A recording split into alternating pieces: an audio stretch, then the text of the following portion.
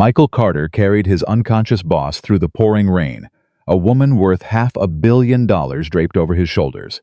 Like she weighed nothing, her designer heels dangling from his left hand, mascara streaking down her face onto his only clean work jacket. He didn't think twice. That's the man he was. But what nobody saw coming, not him, not her, not the entire board of Whitmore Technologies, was what happened when she opened her eyes the next morning, wearing his old gray shirt. Drop a comment below with the city you're watching from. I want to see how far this story travels. And if you're new here, hit subscribe. You won't want to miss where this goes. The call came at 11:52 p.m. Michael was standing at the kitchen counter in his small house on the edge of Garland, Texas, just outside Dallas proper, cutting the crusts off a peanut butter sandwich because Emma refused to eat them and had refused every single day for the past 2 years. And he had simply stopped arguing about it. His phone buzzed against the tile. Unknown number. He almost let it go to voicemail. He was tired, bone tired.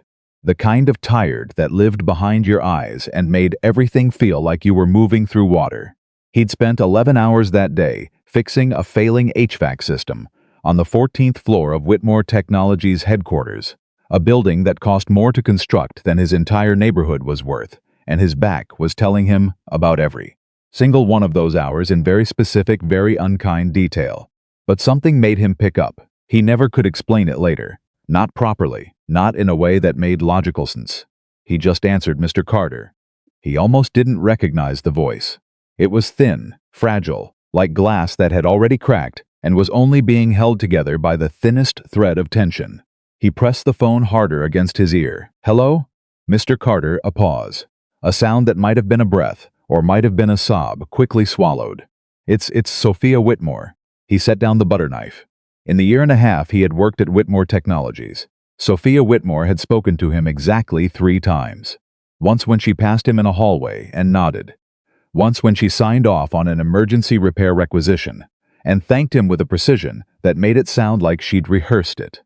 And once when he'd made an error on a work order form and her assistant had called him to her office, and she'd looked at him across a desk the size of a small aircraft carrier and said, quietly but without any room for misunderstanding, I don't sign off on errors. Fix it. He had fixed it. That was Sophia Whitmore. Not this voice. Not whatever this was. Ms. Whitmore? He said carefully. Is everything okay? The laugh she gave him was the saddest sound he'd heard since his daughter cried at her mother's empty chair on the first Christmas after the divorce.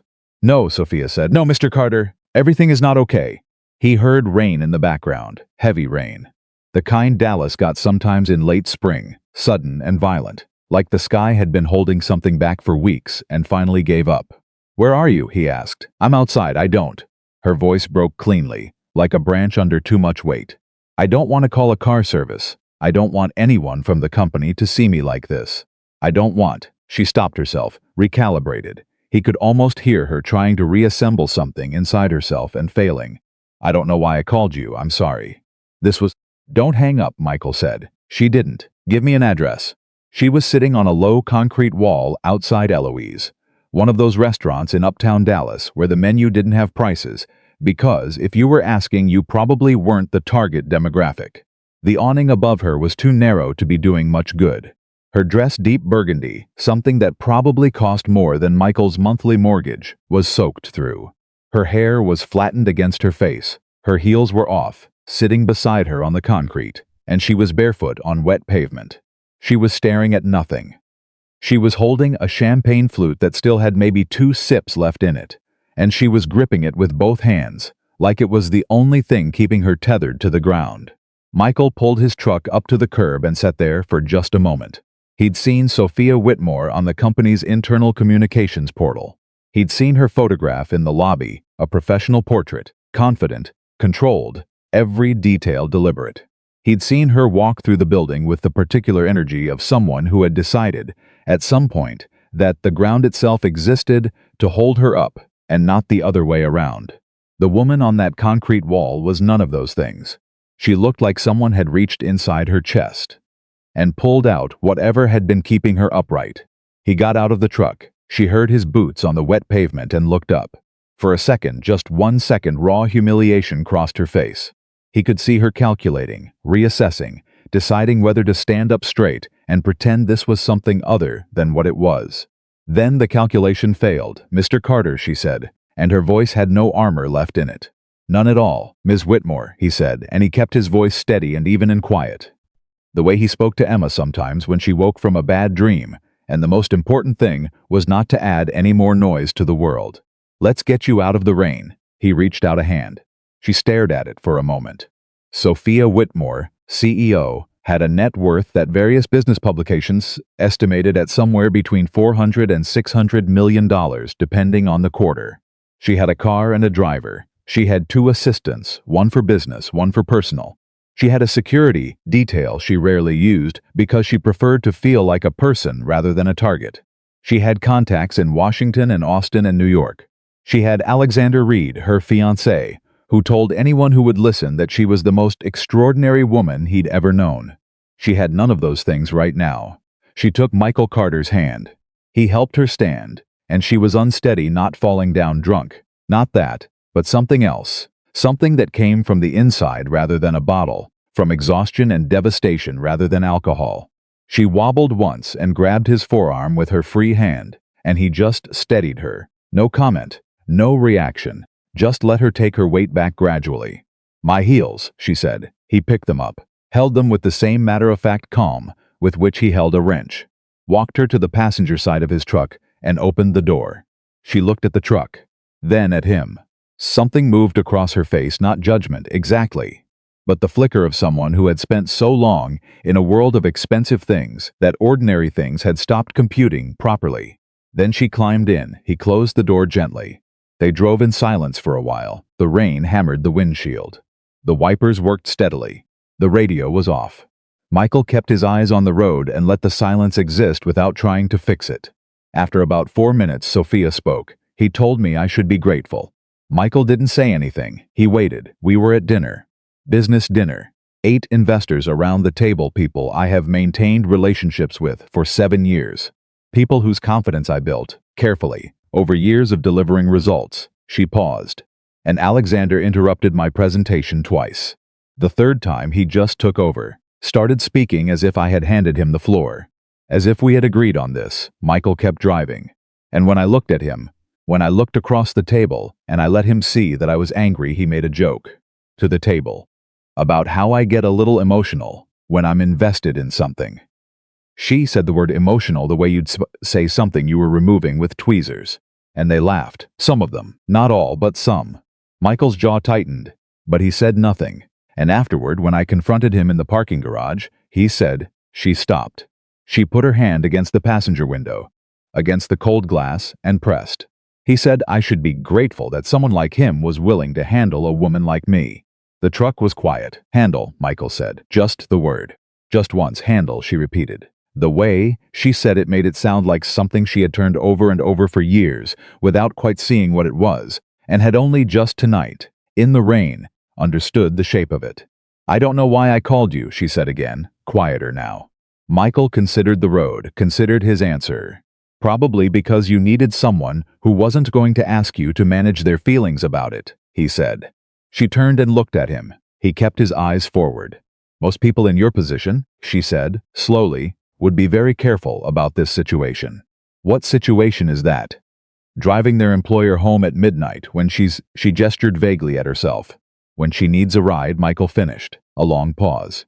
"Yes," Sophia said. "When she needs a ride. I've driven people home before," Michael said. "My neighbor's kid, my buddy Ray after his wife left. My daughter when she was too upset at school to take the bus." He glanced at Sophia briefly, then back to the road.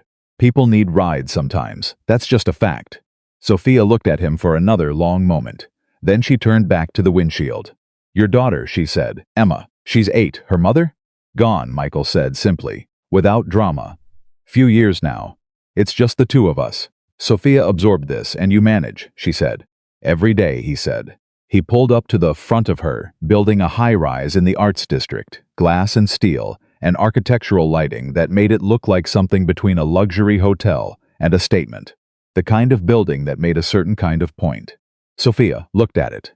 She looked at it for so long that Michael killed the engine. "You don't want to go up," he said.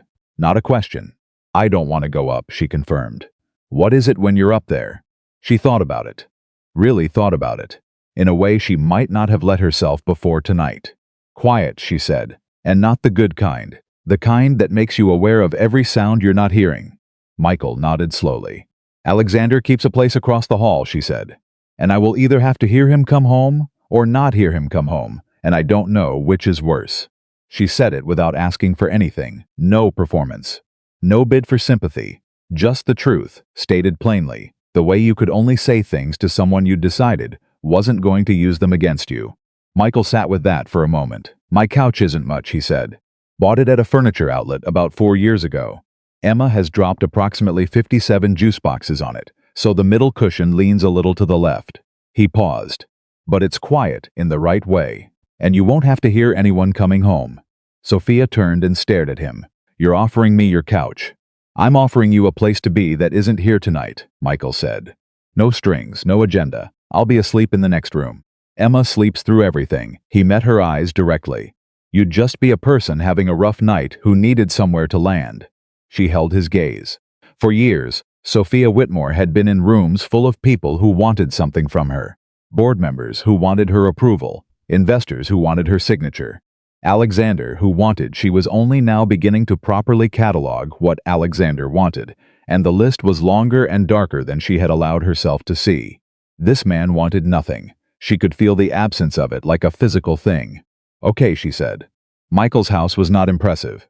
It was a 3-bedroom ranch on a quiet street, with a patchy front lawn and a porch that needed repainting and a welcome mat that Emma had selected because it had a cartoon dog on it and it said woof in large yellow letters.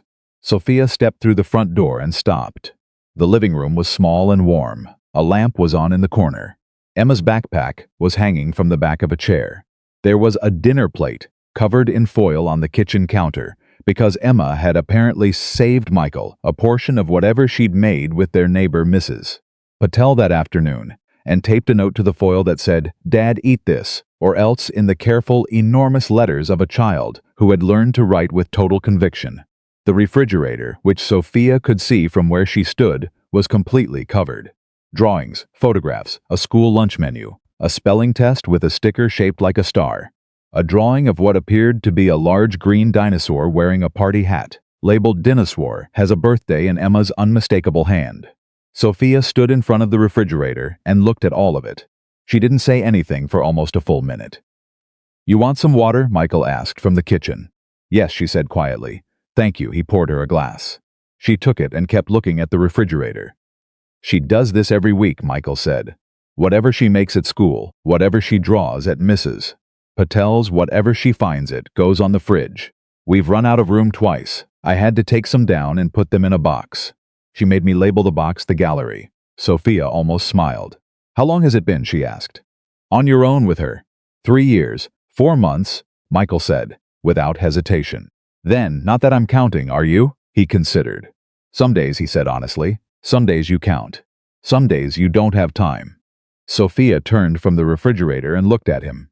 She was noticing it now, in the lamp-lit reality of his living room, rather than the adrenaline of the parking lot, and the drive an ordinary-looking man. Not extraordinary in the way that certain men she'd dated had been engineered to be extraordinary, no performance of confidence, no studied charm. He was just exactly as large as he was and no larger.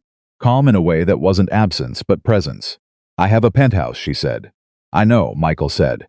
I helped fix the heating system on your floor in February. The one that kept cycling off at 3 in the morning. She blinked. That was you? Me and my guy Danny. Took about 4 hours, you weren't there. He set down his own glass. The unit was almost new, actually. Just a calibration issue. Whoever installed it didn't set the threshold correctly. I remember the building manager telling me it was resolved. Building manager gets the call. I get the wrench. He shrugged. Not bitterly, just factually. Sophia absorbed this quietly. I have a penthouse, she said again. Differently this time, and I have never once made it feel like that. She tilted her head toward the refrigerator. Like someone lives there. Michael looked at the refrigerator, like he was seeing it fresh. Emma lives there, he said. That's the difference, probably.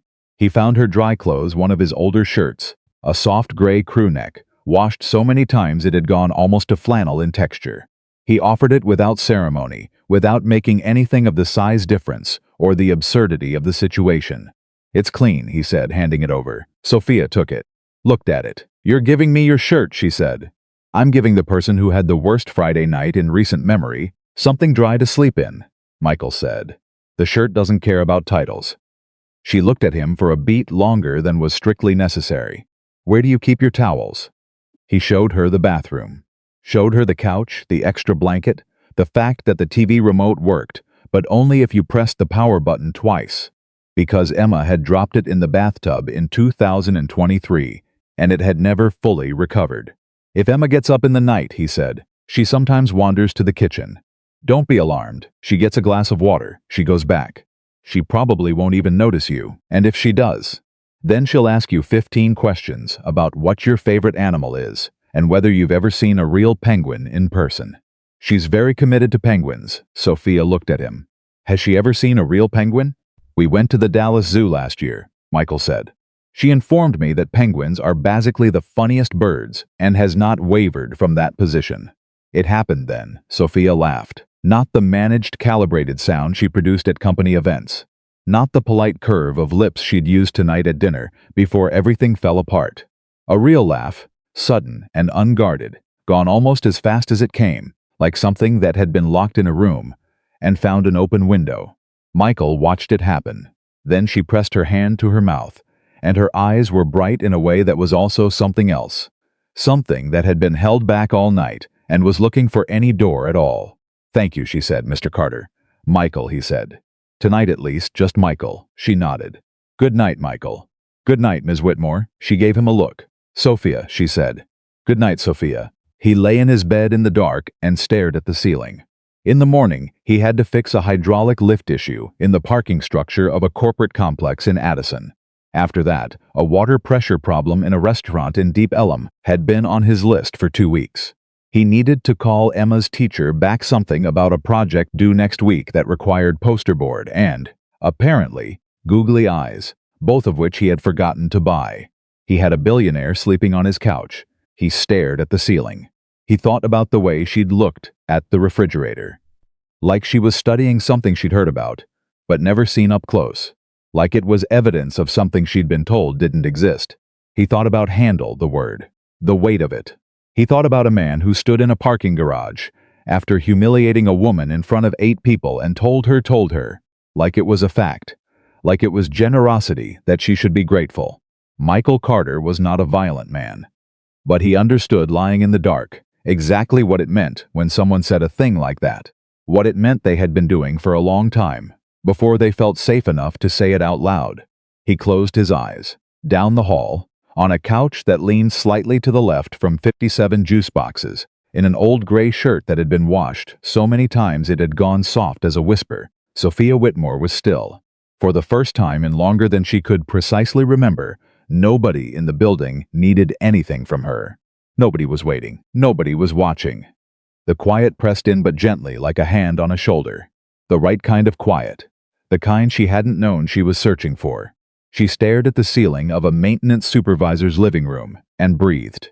Outside, the rain was slowing, and somewhere in the half-space between waking and sleep, Sophia Whitmore thought not as a calculation, not as a CEO measuring risk and return, but as a woman lying still in an unfamiliar room feeling, against all expectation, something she could only call safe, that the most valuable thing she had encountered in years was a man who had handed her a shirt and asked nothing in return.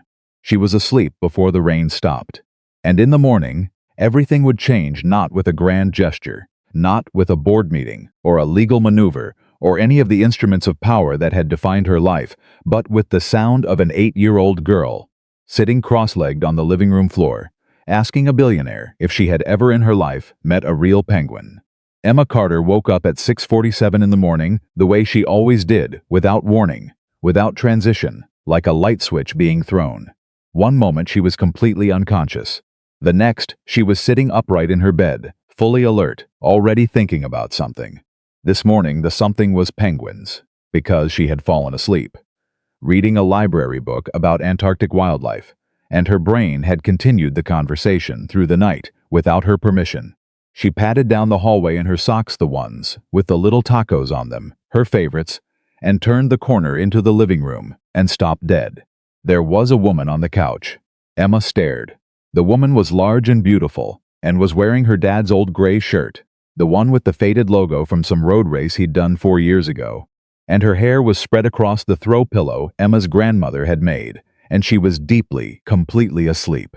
Emma stared for another full 30 seconds. Then she turned around, walked back down the hallway, opened her father's bedroom door, and stood in the doorway.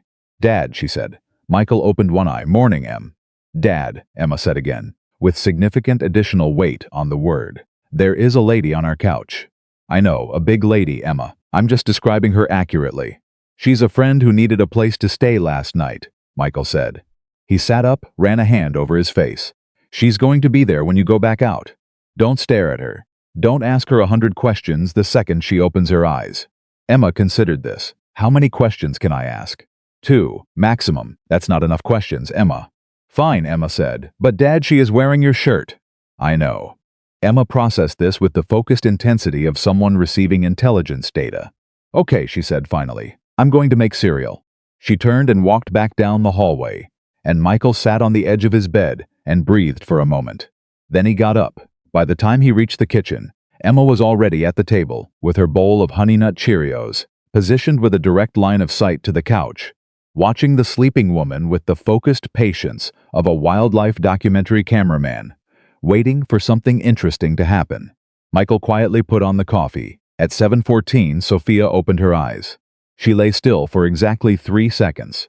The 3 seconds it takes to register that you are not where you normally are, to identify the ceiling, to reconstruct the previous evening in the specific, unsparing way that mornings always deliver the previous evening back to you. Then she sat up slowly and pressed her palms against her eyes. "Good morning," said a small, precise voice. Sophia lowered her hands. Emma Carter was sitting cross-legged on the floor about 4 feet away, holding a half-eaten bowl of cereal and looking at Sophia with the unflinching directness that only exists in children and certain federal investigators. Sophia blinked. "Good morning," she said. "My name is Emma," Emma said. "I'm 8, Dad said. "I can only ask you 2 questions." "I have been saving them." Sophia looked across to the kitchen, where Michael was standing with a coffee mug and an expression of careful neutrality that she suspected required some active maintenance. She looked back at Emma. "Okay," Sophia said. "Ask." Emma took this seriously. She set down her bowl. She sat up slightly straighter. "Question 1, Emma said. "Have you ever seen a real penguin in person?" "Not on TV." Sophia blinked. "I have, actually. I went to the New England Aquarium once for a conference, and they had—" Emma's eyes went wide. She leaned forward about 4 inches. "Did you touch one?" "That was the second question," Sophia said. Emma looked momentarily devastated. Then she nodded with the solemn respect of someone who had agreed to the rules and would honor them, however unjust. "Dad," Emma called toward the kitchen. "She has seen a real penguin." "I heard," Michael said. "I need more than 2 questions." Emma turned back to Sophia and extended a hand with great formality. "It is very nice to meet you," Emma said. Sophia shook it. "It's very nice to meet you, Emma." And right then, right in that moment, with her expensive dress still wet in a pile near the bathroom door, and Michael's gray shirt on her back and her whole life in wreckage somewhere outside this small, warm house, Sophia Whitmore felt something she couldn't immediately name. It was quiet, it was clean, it sat in her chest without asking for anything. It took her until the coffee was ready to identify it. It was the feeling of being treated like a person. Not a position, not an image, not a problem to be managed.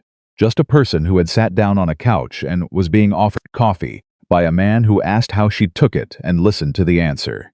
She took it with 1 sugar and a little cream. He made it that way without commenting on it. She sat at the kitchen table, and Emma sat across from her, and they drew. Emma had produced a box of crayons from somewhere and a stack of paper, and had set them on the table with the authority of someone establishing the agenda. And somehow this had simply become the activity. Sophia had not drawn anything with crayons since she was approximately Emma's age, and she was, as Michael could see from his position leaning against the counter, genuinely terrible at it. "That's supposed to be a penguin?" Emma asked, peering at Sophia's paper. "Yes." Emma picked it up and examined it closely. "It looks more like a lamp." "I went to Harvard Business School, not art school." "Dad went to community college," Emma said, setting the drawing down with the verdict of a judge. He makes better penguins than this, Emma, Michael said. I'm just stating a fact, Emma said.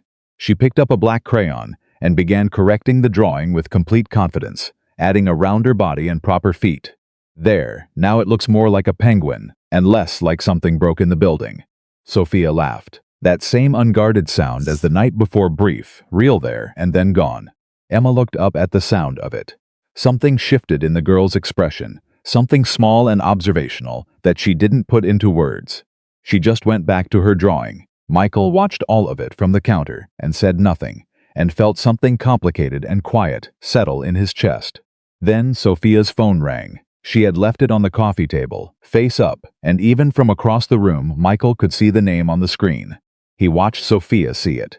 He watched her body change, a subtle tensing, a pulling inward, a recalibration happening faster than thought.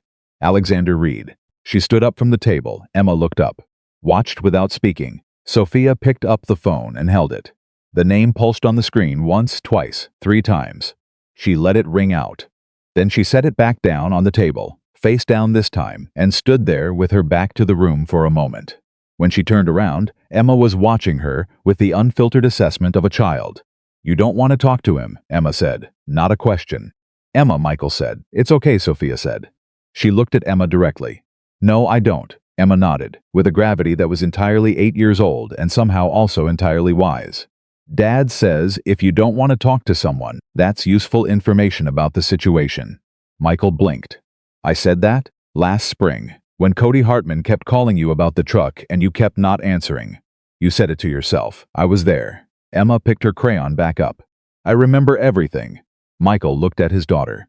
Then at Sophia, then at the ceiling. Sophia sat back down at the table. She picked up a green crayon. She began drawing slowly. Something that might have been a tree, or might have been a person standing with their arms out. Emma watched for a moment, then reached over, and without comment began to improve it. The phone on the coffee table lit up again, face down. They could see the glow around the edges. Sophia didn't move. The glow faded. Outside, the rain from the night before had left everything clean and still. The neighborhood was starting its Saturday. A lawnmower somewhere down the block. A dog, a kid on a bike. The sounds of a normal world doing normal things on a normal morning. Indifferent to the fact that one of the most powerful women in Texas was sitting at a maintenance supervisor's kitchen table, drawing a green tree that was rapidly becoming, under Emma Carter's supervision, something far more presentable. Michael refilled Sophia's coffee without asking. She noticed. She didn't say anything, but she noticed. At 9:15, after Emma had been dispatched to get dressed, and had negotiated this into a process that took exactly as long as she wanted it to take, Sophia stood in the kitchen and said to Michael, in a voice that was quieter than her usual register, I need to tell you something. Michael set down the dish he was rinsing, turned and looked at her. Last night wasn't just about the dinner, Sophia said. I figured, he said. She pulled out one of the kitchen chairs and sat down, not at the table but turned slightly away from it, elbows on her knees, hands together. It was the posture of someone who had made a decision and was going to follow through with it, before she thought herself out of it. He has been doing this for 3 years, she said. Not always like last night, not always in public. She stopped, reorganized. Mostly it's quieter. Small things. He tells me I'm too aggressive in meetings. He tells me the board finds me difficult. He tells me that the only reason certain investors stayed after the 2022 downturn was because of his relationships, not mine. She paused. He tells me I'm lucky that someone like him understands what it takes to manage someone like me. Michael didn't move, didn't react, just listened. And the thing is, Sophia said, I am smart. I have an MBA. I built this company from a regional tech services firm with 11 employees into something with over 4,000 people and a market cap that I am not going to say out loud in your kitchen, because it will sound absurd. She looked up. I know I am smart, and I still believed him. That's not a flaw in your intelligence, Michael said. Sophia looked at him. He wasn't arguing with your intelligence, Michael said. He was working around it. There's a difference. She held his gaze for a long moment. Then she looked away. Something moved through her face, relief, maybe, or recognition. The particular expression of someone who has been trying to solve an equation for years and has just been handed the missing variable. He's going to call again, she said, and this time it won't be polite. What does that mean? It means that Alexander doesn't respond well to being left on read, Sophia said. There was something flat and knowing in her voice now. It means that he will interpret last night me not calling him, me not coming home, me not immediately apologizing as a challenge. And he will respond to a challenge by. She thought about how to say it. By reminding me of the leverage he believes he has. What leverage? That's the thing, Sophia said. Until last night, I believed it was emotional leverage. That I needed him. That without him I was the version of myself he'd been describing for 3 years, too much, too difficult, too. She stopped, pressed her mouth together. But last night, when I was sitting on that concrete, soaking wet, I started thinking about specific things, specific moments that had struck me as odd. Contract decisions I had questioned and been talked out of questioning. A partnership deal that routed through one of his associates in a way I had flagged once, and then she closed her eyes briefly, and then been made to feel paranoid for flagging. Michael had gone very still. Sophia looked at him. I think there may be something more substantial than emotional manipulation, she said. And I think he knows that I might be starting to think that. The kitchen was quiet. From down the hall came the sound of Emma, apparently having a detailed conversation with someone, presumably a stuffed animal, about the correct way to tie shoes. Michael said, "What are you going to do?" Sophia straightened. When she sat up, she looked different, still tired, still bruised around the edges, but different underneath. "I'm going to go home," she said. "I'm going to call my legal team. And I'm going to find out exactly what has been done in my name without my knowledge." "That's a hard morning," Michael said. "Yes," she said. "But it's mine." He looked at her for a moment, then he nodded. Emma appeared from the hallway, dressed, wearing the taco socks and a purple shirt with a cartoon narwhal on it, and an expression of someone who had overheard approximately 40% of that conversation and was making her own assessments. "Are you leaving?" Emma asked Sophia. "I am," Sophia said.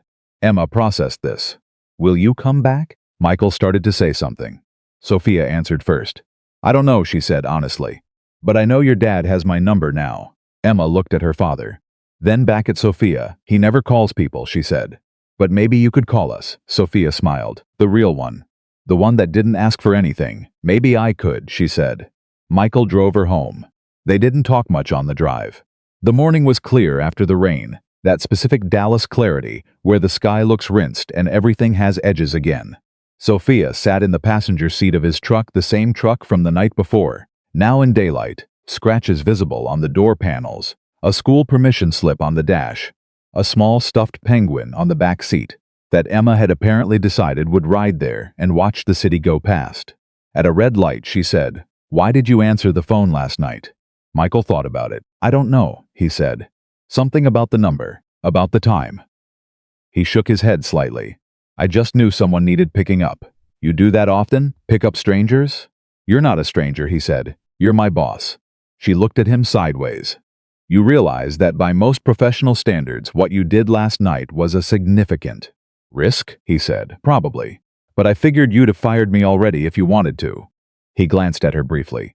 "You're not the kind of person who does things halfway." She was quiet for a second. "No," she said, "I'm not." "Neither am I," Michael said. The light changed. He drove. She was looking out the window when she said quietly, "Thank you. For all of it, the ride, the couch, the shirt." A pause.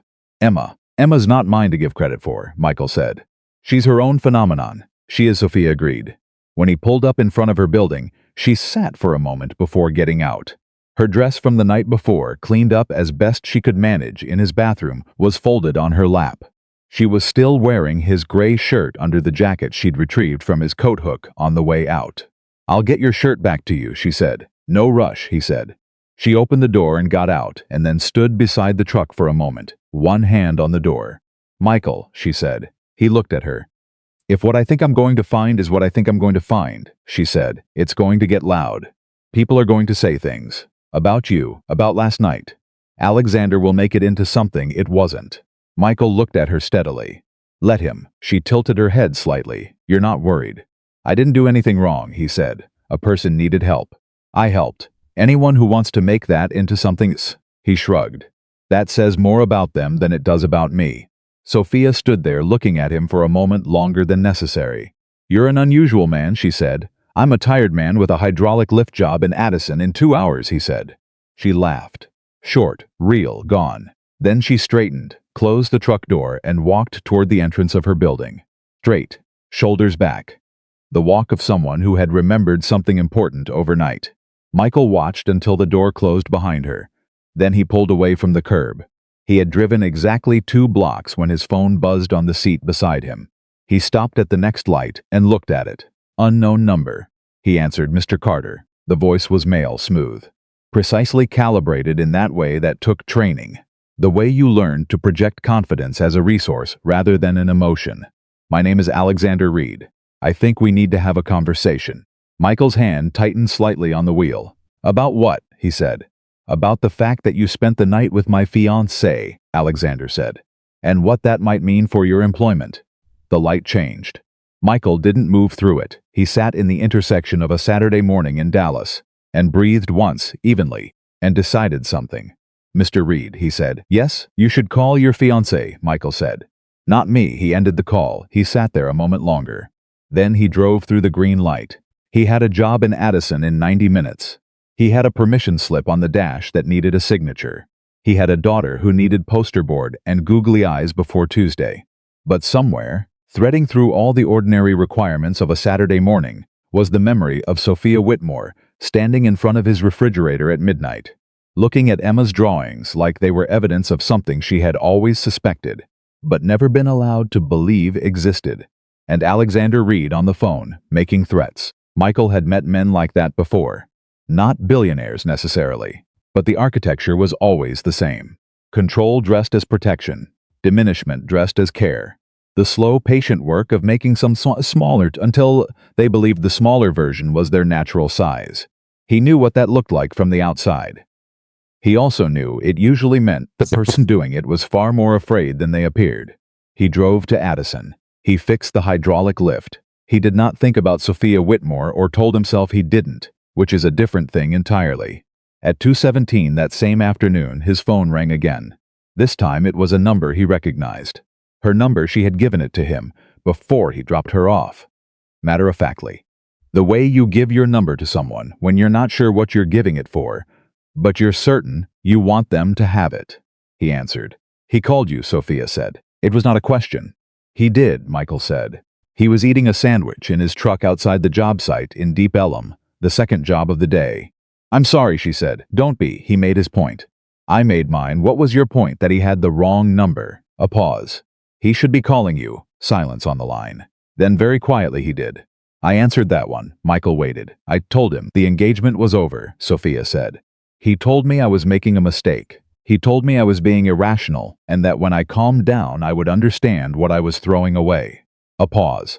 "And then he told me that if I was planning to make any, he used the word accusations, that I should understand he had documentation of his own that could make things very difficult." Michael set down his sandwich. "What documentation?" he said. "He didn't specify," Sophia said. "He doesn't specify. That's the technique.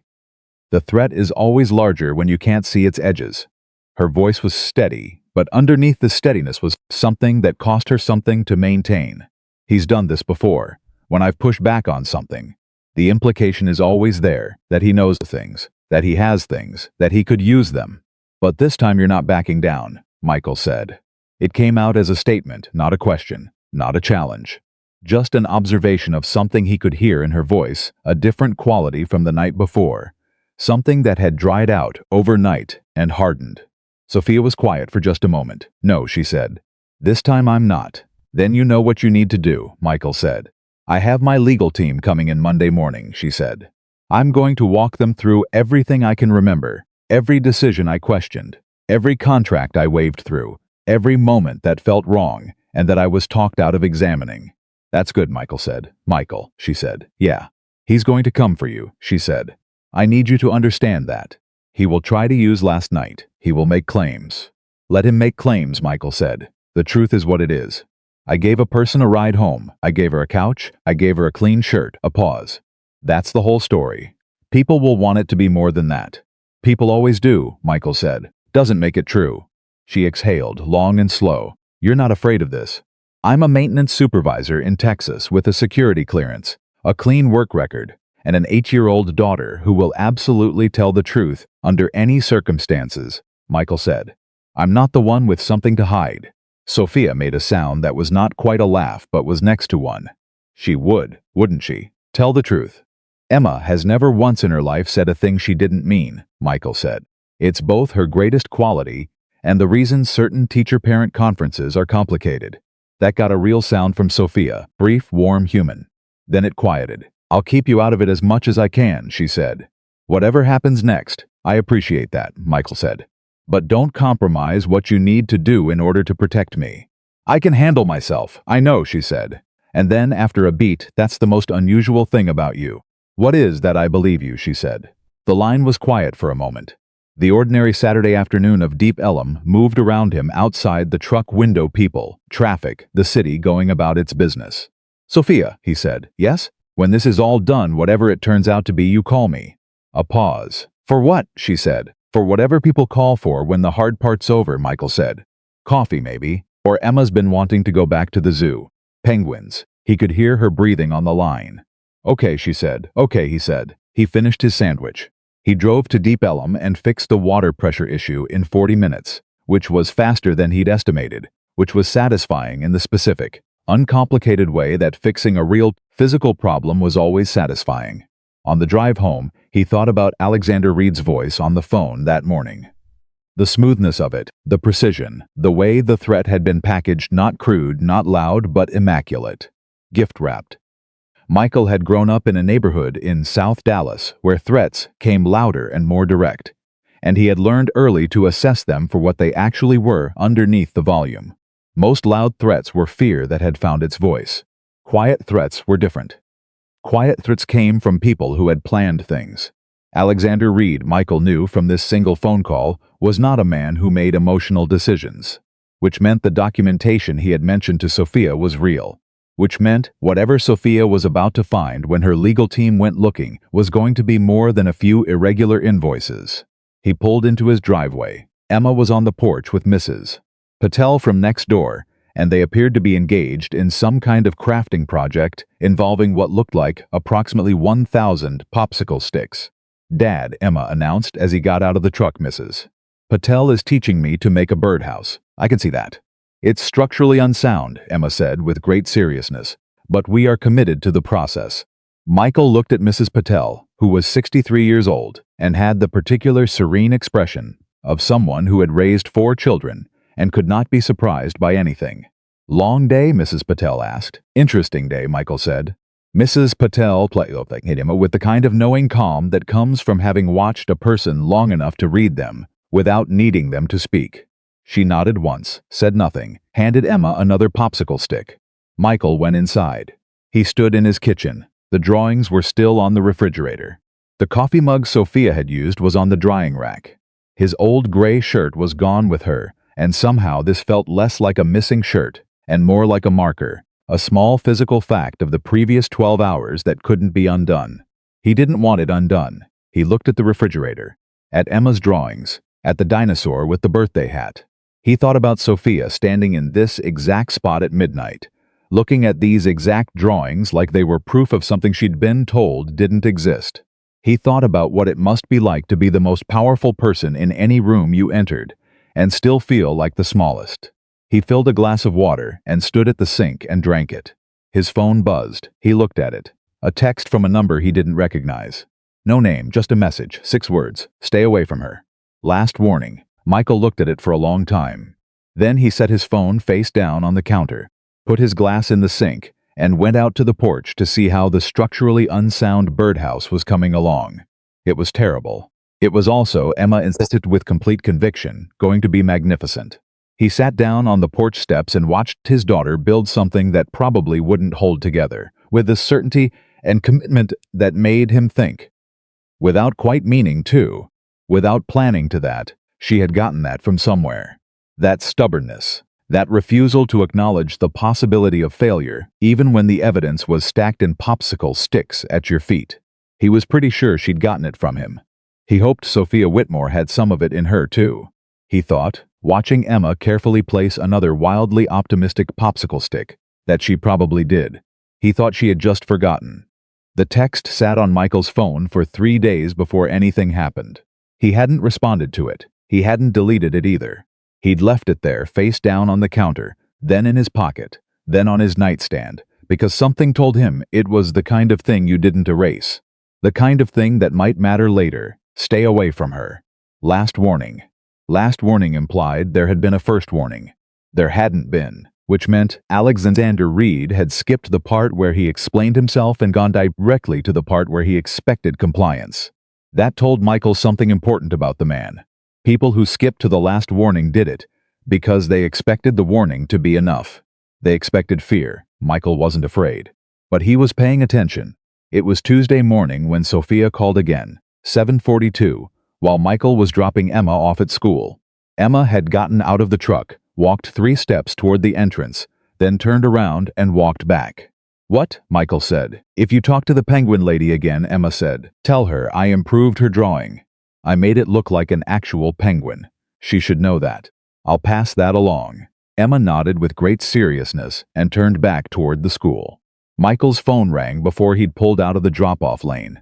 "My legal team found something," Sophia said. No greeting, no preamble. Her voice was the controlled version, the CEO voice. But underneath it, something was vibrating at a frequency that wasn't professional. It was closer to fury. "Can you talk?" "I'm in the truck," Michael said. "Go ahead." Over the past 2 years, 11 contracts, 11, were routed through a holding company called Meridian Vertical Partners. On paper, Meridian is an independent third-party vendor providing infrastructure consulting services to Whitmore Technologies. She stopped. He could hear her breathing, deliberate and measured, the breath of someone managing something large. Meridian Vertical Partners was incorporated 14 months ago in Delaware. Its sole managing partner is a man named Thomas Weller. "Who is Thomas Weller?" Michael asked. "Alexander's college roommate," Sophia said. "His best man, his personal attorney until last year when he supposedly left private practice." A pause. "He did not leave private practice. He opened Meridian." Michael pulled over. Not because he needed to, but because this conversation required his full attention, and he didn't want to be driving while he had it. "How much?" he said. "Combined contract value over 2 years is $4.3 million, Sophia said. "For services that our internal team has so far been unable to verify were actually performed." Another pause. The kind that meant she was deciding how much to say. "My CFO flagged one of these contracts 18 months ago. He brought it to me. I brought it to Alexander." She stopped.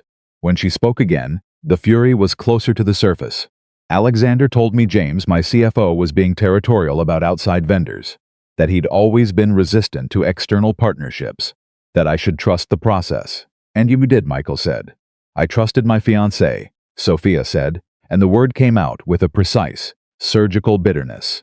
"Who was stealing from my company while simultaneously convincing me that I was lucky to have someone who understood me." The neighborhood street around Michael's truck was quiet.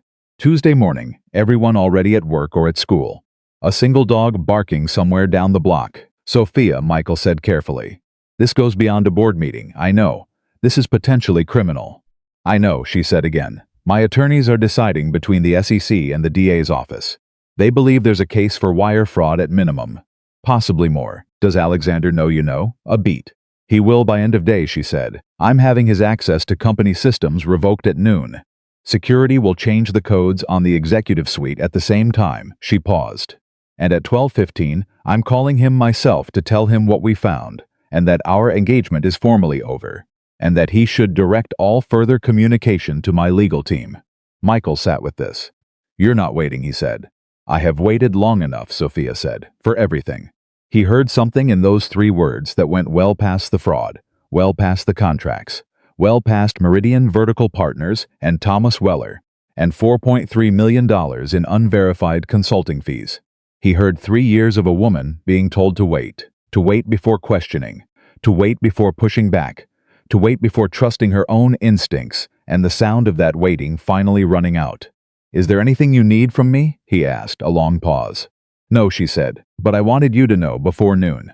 Before it gets loud." A slight hesitation. "You're the one who told me to save myself." "I didn't tell you that," Michael said. "You showed me," she said. "Close enough." She hung up. Michael sat in his truck on a quiet street in Garland, Texas, and stared through the windshield at a perfectly ordinary Tuesday morning. He thought about Emma saying she is trying about Sophia's coloring. He thought about Sophia looking at the refrigerator. He thought about the way a person who had convinced herself she was nothing without someone else could still given one quiet night and an honest morning remember that she was everything she'd always been. He thought about $4.3 million. He pulled back onto the road and drove to work. At 12:47, his work phone buzzed with a message from the building's HR director. His name was Dennis Park, and his messages were usually about parking permits or updated safety training requirements. This message was not about either of those things. It said, "Michael, please come to HR at your earliest convenience. There's been a complaint filed regarding conduct outside the workplace. Nothing to be alarmed about, but we do need to speak." Michael read it twice. He was on the 10th floor, replacing a defective sensor in a climate control unit. He finished tightening the connection. You didn't leave a job half done. Just because someone filed paperwork, then packed his tools and took the elevator down. Dennis Park was a thin man in his mid-40s who had worked in HR for 20 years and had the expression of someone who had heard every version of every story and maintained as a survival strategy the neutrality of a Switzerland that was also somehow apologetic about being neutral.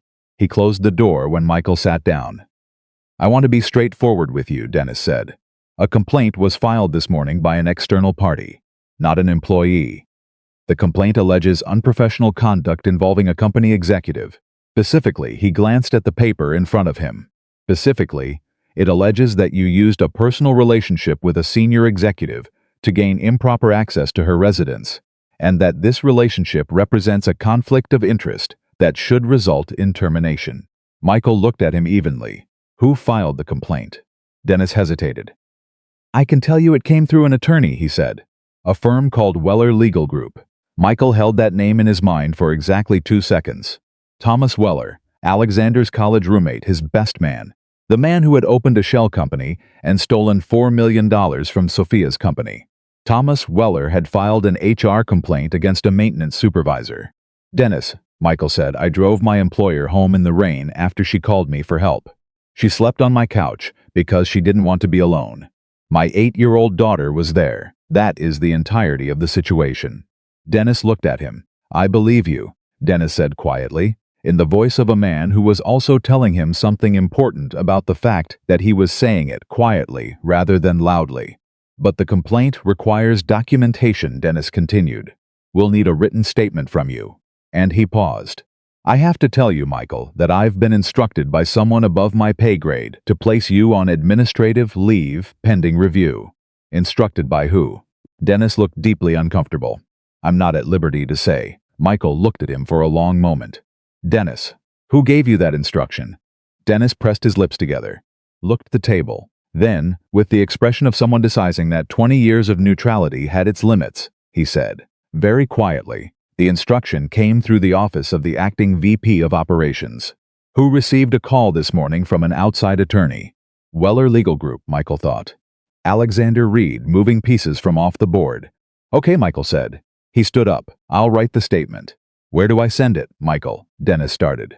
"I'm not worried," Michael said. "Write it down. I have nothing to hide." He walked out of HR and took the elevator to the lobby and sat on a bench near the front entrance and called Sophia. She answered on the second ring.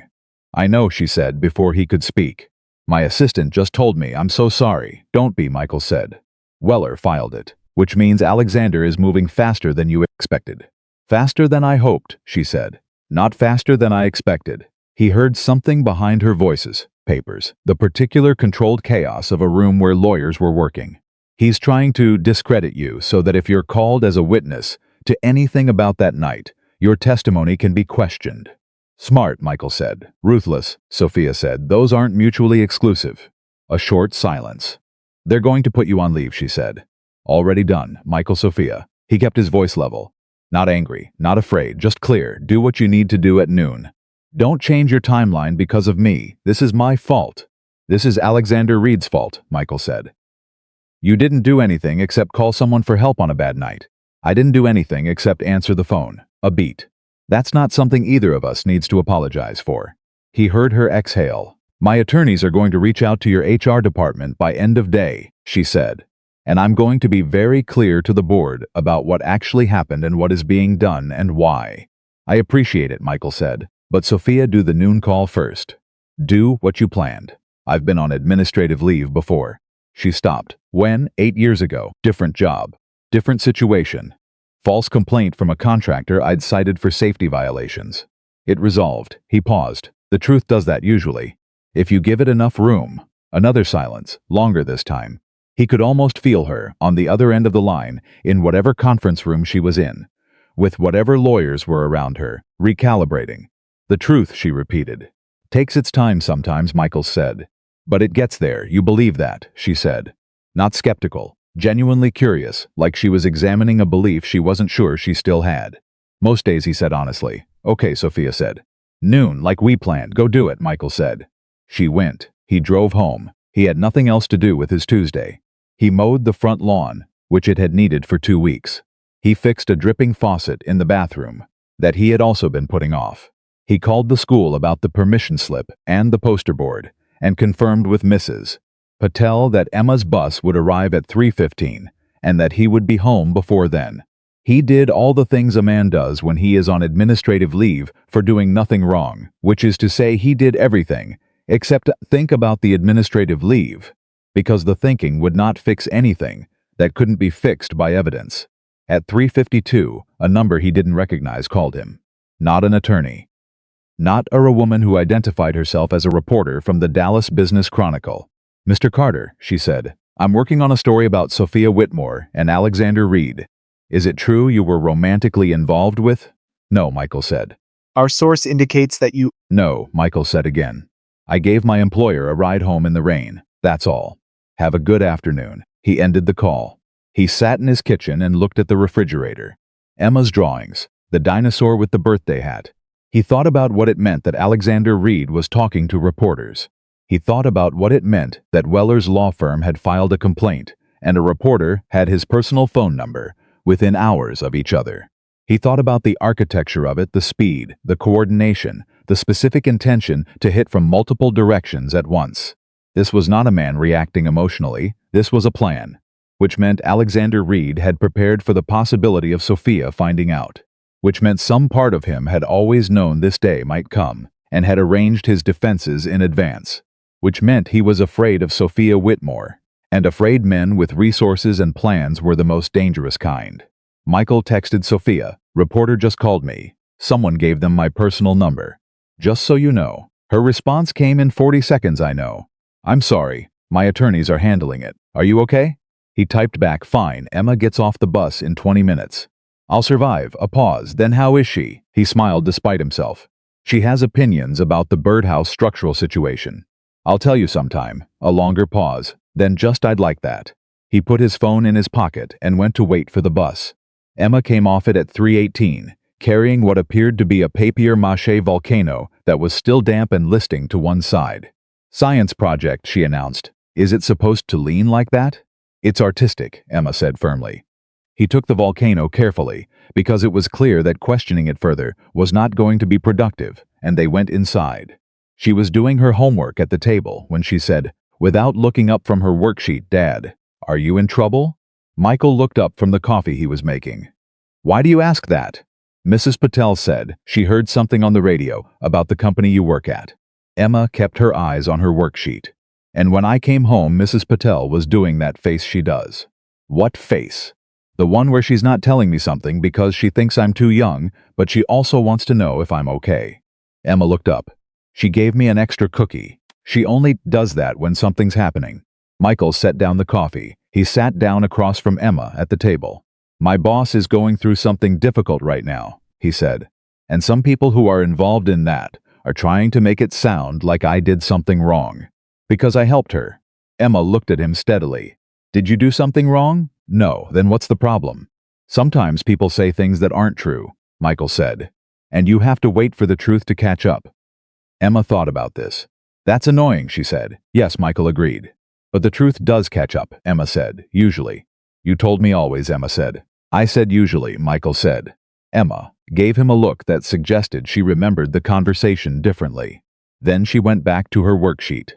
You should call the penguin lady, she said. She seemed smart. Maybe she can help. She's already working on it, Michael said. Good, Emma said, and colored in what appeared to be a very enthusiastic cloud. The next 2 days moved in the particular way that days move when you're waiting for something, and trying not to look like you're waiting. Michael went to the store. He made meals. He helped Emma with the spelling test and the poster board and the googly eyes, which turned out to be for a project about the solar system, which Emma had decided required every planet to have a face. Saturn looks worried, Michael said. Saturn has rings, Emma said. That's a lot of responsibility. On Thursday morning at 8:41, Sophia called. It's done, she said. Something in her voice was different, quieter. Not broken, the opposite of broken. Like the particular quiet after something very large and very loud has finally stopped. Tell me, Michael said. Alexander was served yesterday evening, she said. The DA's office is involved. The SEC filed a preliminary inquiry this morning. His attorneys contacted my attorneys at 7 a.m.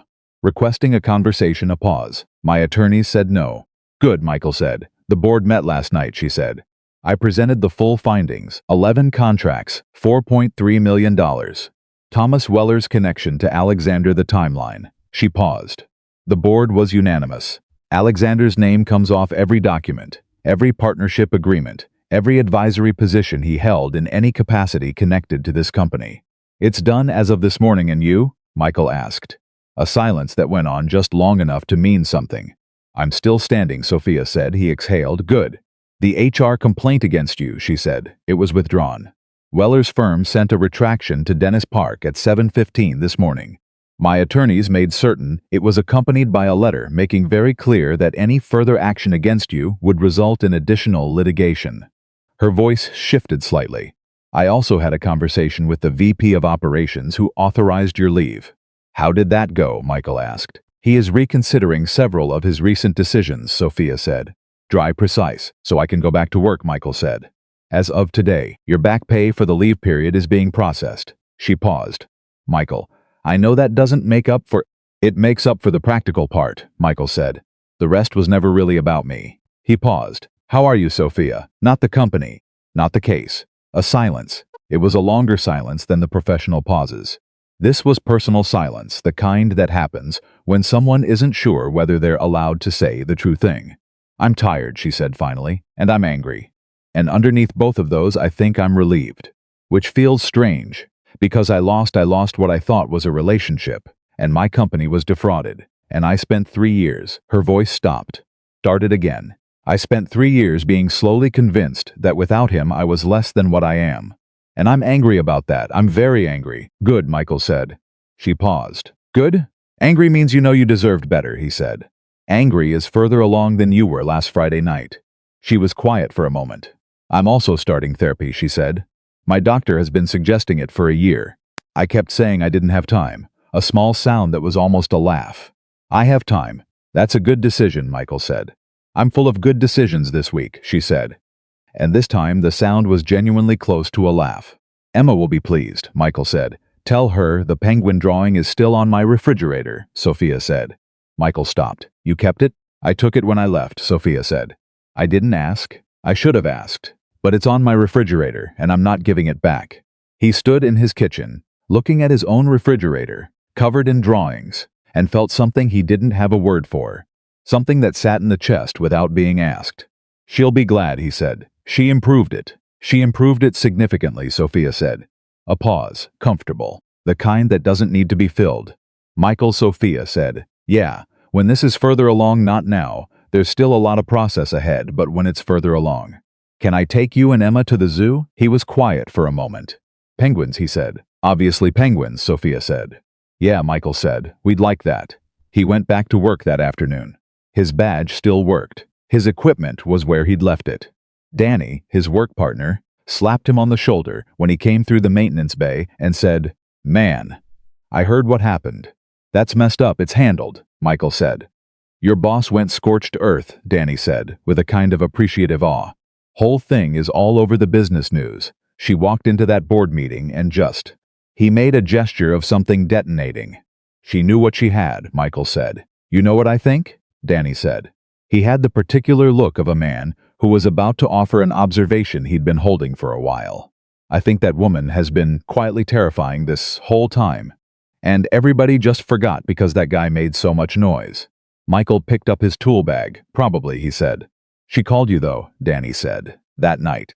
Out of everyone, she called you. Michael headed toward the elevator. I answered, he said. That's the thing, Danny called after him. You actually answered. The elevator closed. Michael rode it up to the 14th floor, where a condensation issue in a secondary duct had been on the work order since Monday. He found the duct. He identified the issue. He fixed it, a simple misaligned damper that had been directing just enough cold air against a warm pipe to create a persistent moisture problem. 20 minutes of work. Clean, concrete, fixable. He stood in the utility corridor for a moment after he finished, in the quiet that exists inside a building's walls where nobody goes except people like him. He thought about what Danny had said. Out of everyone, she called you. He hadn't thought about why at the time. He'd just answered and driven.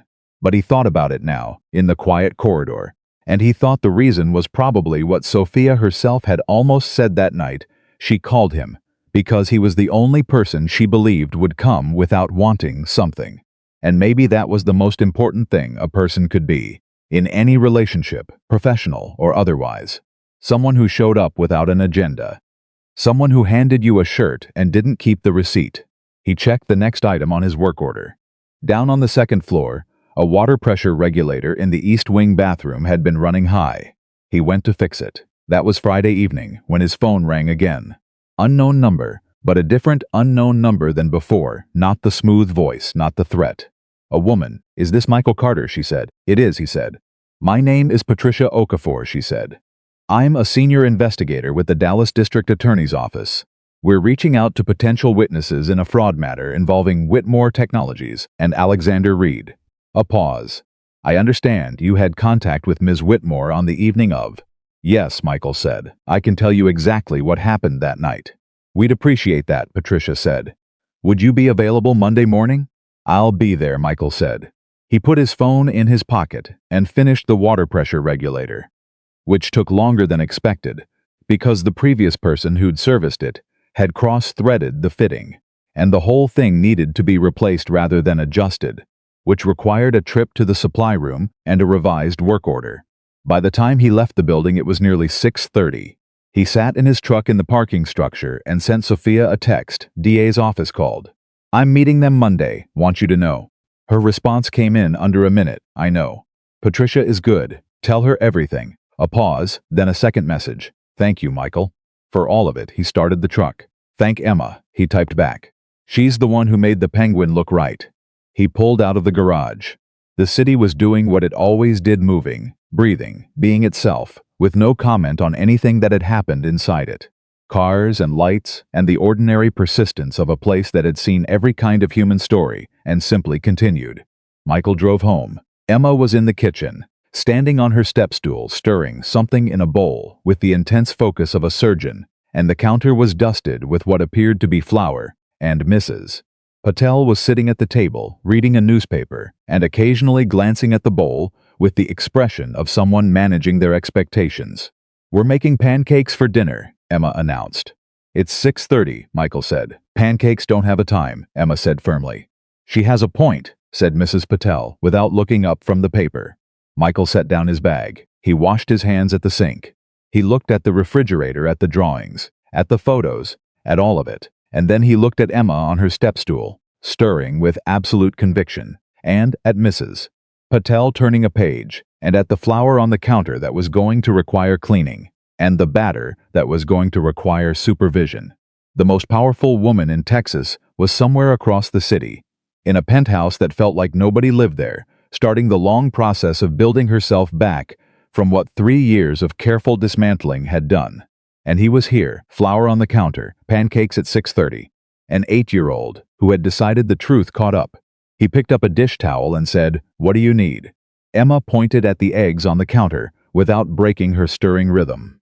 He cracked the eggs. They made terrible pancakes, slightly burned on one side, underdone in the middle, triumphantly Emma-shaped in their irregularity, and they ate them at the kitchen table while Emma detailed, at considerable length, the structural improvements she had determined were necessary for the papier-mâché volcano, and Mrs.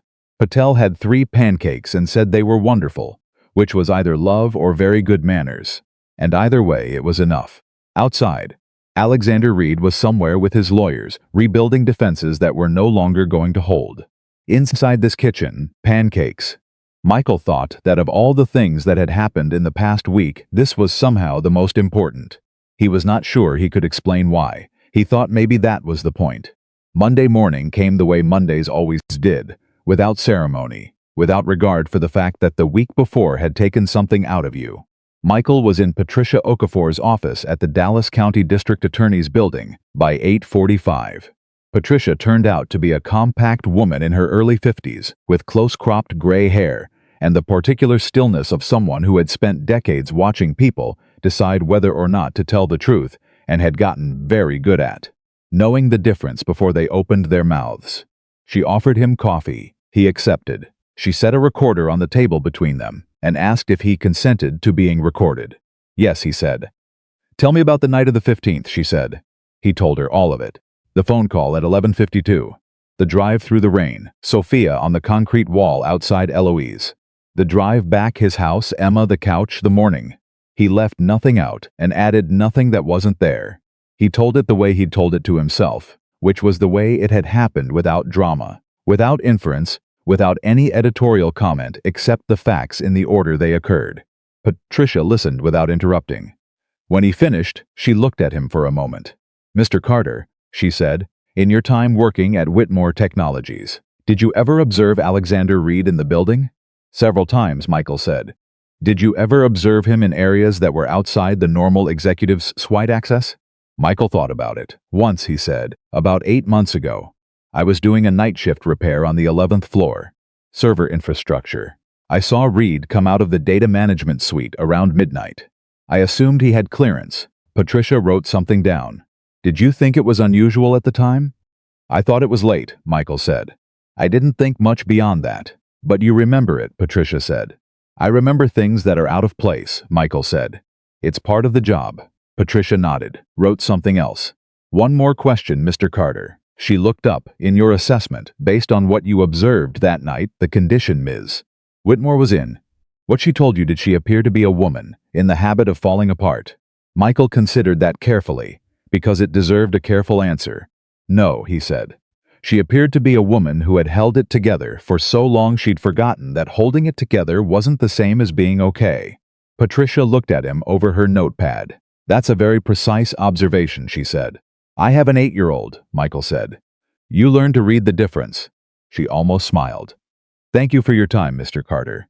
We'll be in touch. He was back at work by 10:15. The week moved. The case moved with it, the way large legal things move, not fast, but with a momentum that, once established, didn't stop. The Dallas Business Chronicle ran a story on Wednesday with a headline that included Sophia's name and the words alleged fraud and former fiancé. And Michael's name appeared in paragraph 11, described only as a company employee who had provided a statement to investigators. He read it once, set his phone down, and went back to the ventilation calibration issue on the 7th floor that had been on his list since Tuesday. On Thursday, Emma came home from school and said, Cody Hartman says his dad says your boss is in trouble. My boss is not in trouble, Michael said.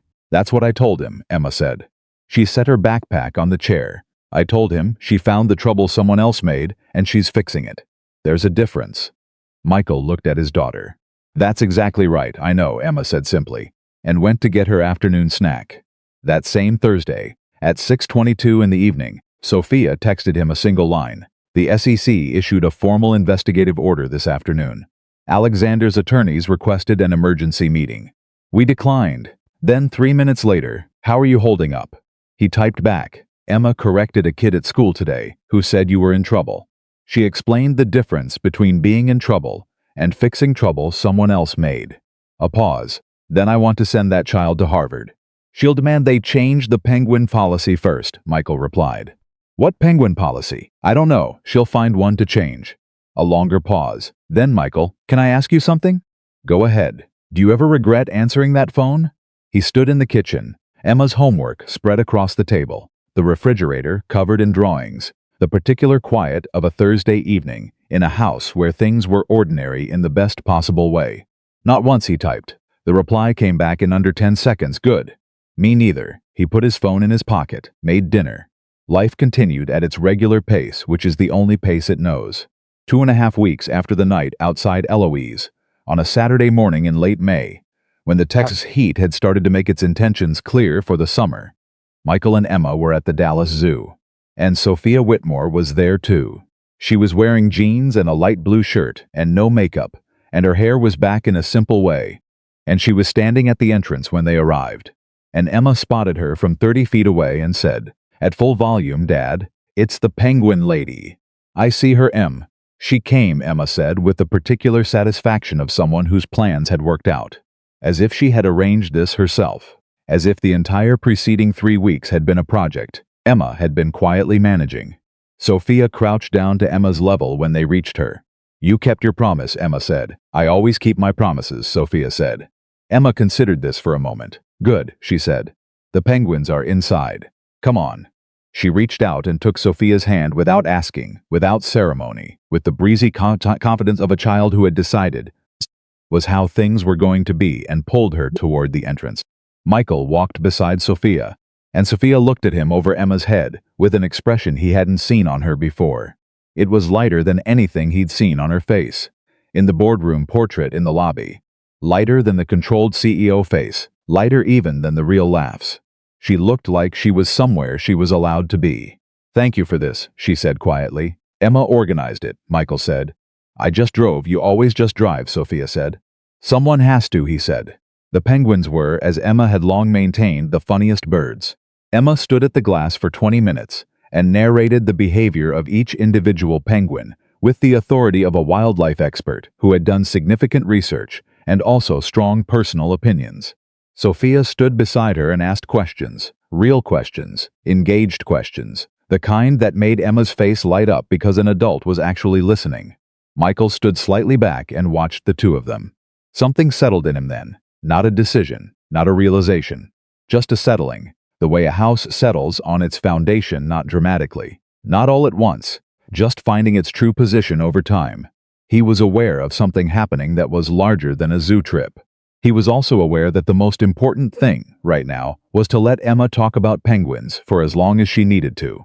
At noon, they found a shaded area and ate the lunch. Michael had packed sandwiches and cut apples in juice boxes, and Sophia sat on the bench and ate an apple slice and looked at Emma, who was studying the zoo map with the focus of a military strategist, and said to Michael quietly, "She's remarkable." "I know," Michael said. "She has your stubbornness," Sophia said. "I prefer to call it clarity of purpose. So does she," Sophia said. "I heard her tell a squirrel to leave her sandwich alone. She was very clear." He laughed. Real and easy, the laugh of a man who had nothing to prove and nothing to fear at this particular moment. Sophia looked at him when he laughed. "The way you look at something you've been wanting to see for a while." "Can I tell you something?" she said. "Yeah. I've been in therapy for 3 weeks now," she said. "My therapist, her name is Dr. Reyes. She asked me last Tuesday to describe a moment when I felt safe. When I felt like myself." Sophia paused. She was looking at the apple slice in her hand. "I described sitting at your kitchen table, drawing a terrible penguin while your daughter improved it." Michael didn't say anything. "She said that was interesting," Sophia continued. "She said it was interesting that the moment I named wasn't a professional achievement or a financial milestone. She said the fact that I went immediately to a kitchen table and a drawing and a child meant something." She glanced at him. "I told her I knew what it meant." "What did you tell her it meant?" Michael asked. "That I'd spent so long building a life that looked success from the outside, that I'd stopped noticing it didn't feel like anything from the inside." She set the apple slice down. "That I'd been so busy proving I deserved to be in every room I walked into that I'd forgotten to notice whether I wanted to be in those rooms at all." "And now?" Michael said. Sophia looked at Emma, who had abandoned the map and was now attempting to engage a passing peacock in dialogue. "Now I'm sitting on a zoo bench, eating an apple with a maintenance supervisor and an 8-year-old who is trying to interview a peacock," Sophia said. "And it is genuinely the best Saturday I've had in 3 years." Michael looked at her. "That's a low bar," he said. She turned and looked at him with an expression of total, warm exasperation. "I know that," she said. "I'm working on raising it." Emma called out from 8 feet away, "Dad, the peacock is being rude." "Peacocks are private people," Michael called back. "It's a bird. Still applies." Sophia put her hand over her mouth and laughed, and this time the laugh didn't end quickly. It lasted, and it was entirely unguarded. And Michael watched it happen, the way you watch something that means more than you're quite ready to say. The afternoon continued. They saw the giraffes, which Emma assessed as impractical but committed. They saw the elephants, which Emma respected deeply.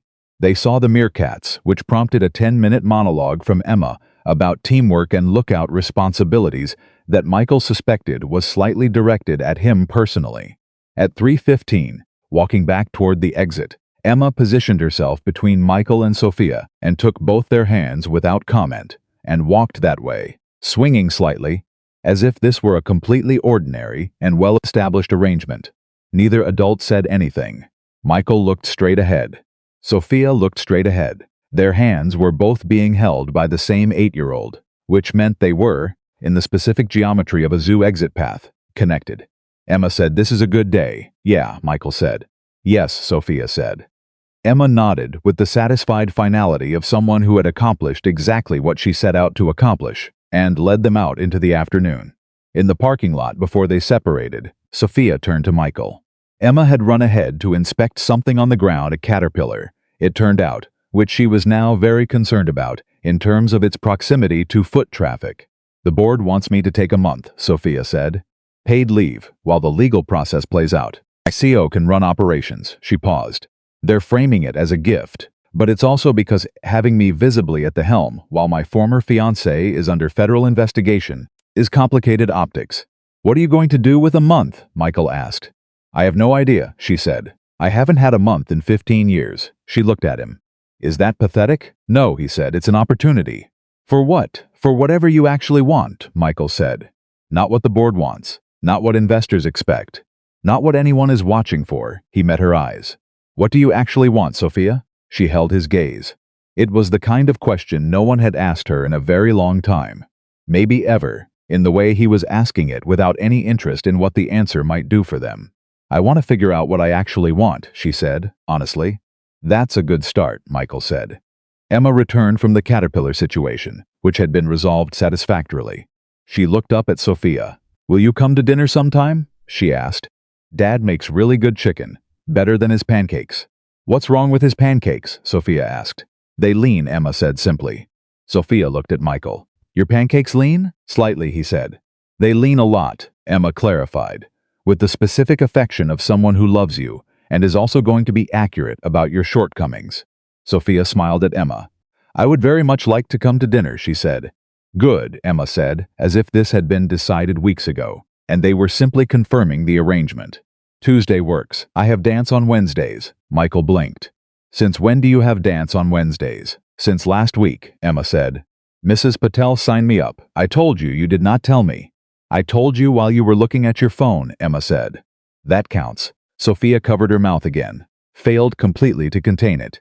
Michael looked at his daughter, then at Sophia, then at his daughter again. "Tuesday," he said. "Fine." Emma looked satisfied. She said goodbye to Sophia with a hug that Sophia clearly did not expect and clearly needed, and then she ran to the truck. Sophia stood for a moment in the parking lot. She pressed one hand flat against her sternum, just briefly, the way you touch something that has moved you, and you want to make sure you felt it right. "Tuesday," she said. "Tuesday," Michael said. She walked to her car. He watched her go, the way he'd watched her walk into her building. That first morning straight, shoulders back, the walk of someone who had remembered something. He drove home. He was making dinner, not chicken. That was for Tuesday. Tonight was pasta when his phone rang. The number was one he'd stored 3 weeks ago and hadn't used since. Patricia Okafor. "Mr. Carter," she said. "I wanted to let you know Alexander Reed's attorneys made contact with our office today. They're discussing a plea arrangement." Michael set down the wooden spoon. "He's going to plead?" "Preliminary discussions only," Patricia said carefully. "Nothing is finalized. But I wanted to inform you, because your statement was part of what he's responding to. The server room access you reported, it opened up an additional line of inquiry that we hadn't fully mapped." She paused. "The midnight server room visit. You remembered it. That detail matters." Michael stood very still in his kitchen. 8 months ago, on a night shift on the 11th floor, he had registered something that was out of place and filed it in the back of his mind, the way he filed everything that didn't fit right. not throwing it away, just setting it aside in case it became relevant later. He had not known it would matter. He had not known anything at the time, except that a man in a place he shouldn't be at midnight was a thing worth noticing. "Thank you for telling me," Michael said. "Thank Miss Whitmore," Patricia said. "She insisted we contact all witnesses with updates." She said. A brief pause. She said the people who helped her deserved to know how the story was going. He thanked Patricia and stood in his kitchen for a while after the call, not moving, thinking about the geometry of it. The way a single notice detail an out-of-place man, a wrong hour, a maintenance worker who remembered things could become the thread that, when pulled, unraveled something much larger. He thought about how easy it would have been not to answer the phone that Friday night. How easy it would have been to let the unknown number go to voicemail. To decide it wasn't his problem, wasn't his world, wasn't anything to do with him. He thought about Emma on the step stool, stirring pancake batter with absolute conviction. He thought about Sophia's hand flat against her sternum in a parking lot. He thought about the truth catching up. "Dad," Emma called from the table. "The pasta is making a noise." He turned back to the stove. The water was boiling over. "Got it," he said, and turned down the heat. The following Tuesday, Sophia showed up at his door at 6:58, which was 2 minutes before the time they'd agreed on, and she was holding a pie store-bought from a bakery box, because she'd attempted to make one herself and had sent him a photo at noon that said only this is not what pie looks like, and which he had agreed was not, in fact, what pie looked like. Emma answered the door because she had been standing near it for the past 11 minutes. "You brought pie," Emma said. "I tried to make one," Sophia said. "It was a disaster." "That's okay," Emma said, taking the box with both hands. Dad's pancakes lean were not a perfect kitchen. She carried the pie to the counter with great ceremony, and Sophia stepped inside, and Michael said, "You're early." 2 minutes, Sophia said. "Still early." She stopped. "The honest version, I didn't want to be late." He nodded. He handed her a glass of water. She stood in his kitchen, the same refrigerator covered in drawings, the same lamp in the corner, the same everything, but she stood differently this time. Not like someone taking shelter, like someone arriving somewhere. She looked at the refrigerator and stopped. In the center, surrounded by Emma's drawings and photos and the narwhal shirt, was a printed photograph. It had not been there before. It was from the zoo. Emma, center frame, standing between Michael and Sophia, both her hands holding one of each of theirs. All three of them looking at something off camera, the peacock, probably, or the caterpillar situation, or any one of 100 unremarkable zoo things that had been entirely remarkable that afternoon. Sophia looked at it for a long time. "Emma," she said, not turning around. "Yes," said Emma from her seat at the table. "Did you put this here?" "I printed it at school," Emma said, "on the good printer. Mrs. Torres let me use it." A pause. "You were in the picture. I thought you should be on the refrigerator." Sophia's hand came up to her mouth. Michael watched from the counter. He had known about the photo. Emma had shown him the print and asked if it was okay, with the slightly uncharacteristic tentativeness of someone who understood this one mattered, and he had said yes. Of course, and Emma had gone to find the right magnet. He had not told Sophia it was there. He had let her find it. Sophia stood in front of the refrigerator for a full 30 seconds, her hand at her mouth, not turning around. Then she lowered her hand. She turned around. Her eyes were bright, but she was not going to cry. He could see that she was somewhere past the first wave of it, and into the calmer place. "Thank you," she said to Emma. "You're welcome," Emma said simply. "Dinner smells good." It was a good dinner. The chicken was what it always was. Michael had learned to make it from a neighbor in his 20s, a woman named Gloria, who said the secret was patience and not overthinking it. He was not a fancy cook. He was a thorough one. They ate at the table, all three of them, and Emma talked about the solar system project, and the volcano, and the pecking order of penguins, and a disagreement she'd had with her class about whether Pluto should be a planet. And Sophia listened and asked questions and argued, gently, that Pluto had a strong case. Finally, Emma said, "Someone gets it." "I felt that Pluto was treated unfairly since 2006, Sophia said. "That's the year I was born," Emma said. "Pluto was demoted the year you were born," Sophia said. "That's significant. It means I have to fix it," Emma said with absolute conviction. Michael looked at the two of them across the table. "You're encouraging her," he said to Sophia. "She doesn't need encouragement," Sophia said. "She needs confirmation that she's right." "That's worse," Michael said. That's better, Emma and Sophia said simultaneously. They looked at each other. Emma grinned. Sophia grinned back. Michael shook his head and got up to get more water, and he was smiling at the counter where neither of them could see it. After dinner, after the pie, which was excellent, because the bakery knew what it was doing, even if Sophia's personal attempt had not, after Emma had been settled into the process of getting ready for bed, with the extended negotiation that always required. Sophia sat at the kitchen table with her coffee, and Michael sat across from her. The house was quiet in the good way. My attorney's called today, Sophia said. Reed is likely to take a plea, reduce charges in exchange for cooperation on the SEC investigation. He's going to give them Weller and 2 other associates. She wrapped both hands around her coffee mug. He'll probably avoid significant prison time. 3 to 5 years, maybe less, with good behavior. How do you feel about that? Michael asked. She thought about it genuinely, not for performance. Complicated, she said. Part of me wanted, I don't know, something more complete, something that felt like consequence. She paused. But Dr. Reyes says the need for a specific kind of punishment, to feel like justice, is something worth examining. Smart woman, Michael said. Annoyingly, Sophia said. She looked at her coffee. The harder thing is what I'm examining along with it. Why I didn't see it sooner, why I let it go on, the contracts I waved through, the questions I was talked out of asking. She looked up. I'm not stupid, Michael, I know that, he said. Then why? Because he wasn't working against your intelligence, Michael said. We talked about this, I know, she said. But knowing something intellectually and actually absorbing it are different. She looked at the table. I've built an entire company on the premise that I don't make mistakes. That I'm thorough, I'm rigorous, I'm right. Her jaw tightened slightly. And then I spend 3 years not being any of those things in my personal life. You weren't a CEO in that relationship, Michael said. You were a person. People are harder. Sophia looked at him. You make it sound simple, she said. It's not simple, he said. It's just true. She was quiet for a moment, Doctor. Reyes says something similar. She says, I've been trying to perform competence in my recovery. I tried to perform competence in the relationship. Like if I understand the therapy fast enough and do it correctly enough, I'll get the grade and it'll be over. How's that working? Michael asked. Sophia looked at him flatly. She said the same thing. She's right. You're right, Sophia said. It's annoying, I've been told. She laughed short, real, and then the laugh softened into something quieter. She looked at her coffee, then at the refrigerator, at the photograph Emma had put there. Can I ask you something personal? She said. Yeah, when your marriage ended, how did you? She stopped. Started again. How did you decide to trust yourself again? After something failed that you'd committed to. Michael was quiet for a moment. I didn't decide, he said. I just kept going. Got up in the morning, made Emma's lunch. Fixed whatever needed fixing. He paused. And slowly I started noticing that the person making the decisions was someone I recognized. Someone whose judgment I could check against. How did you know when you could trust it again? Sophia asked. Michael thought about it.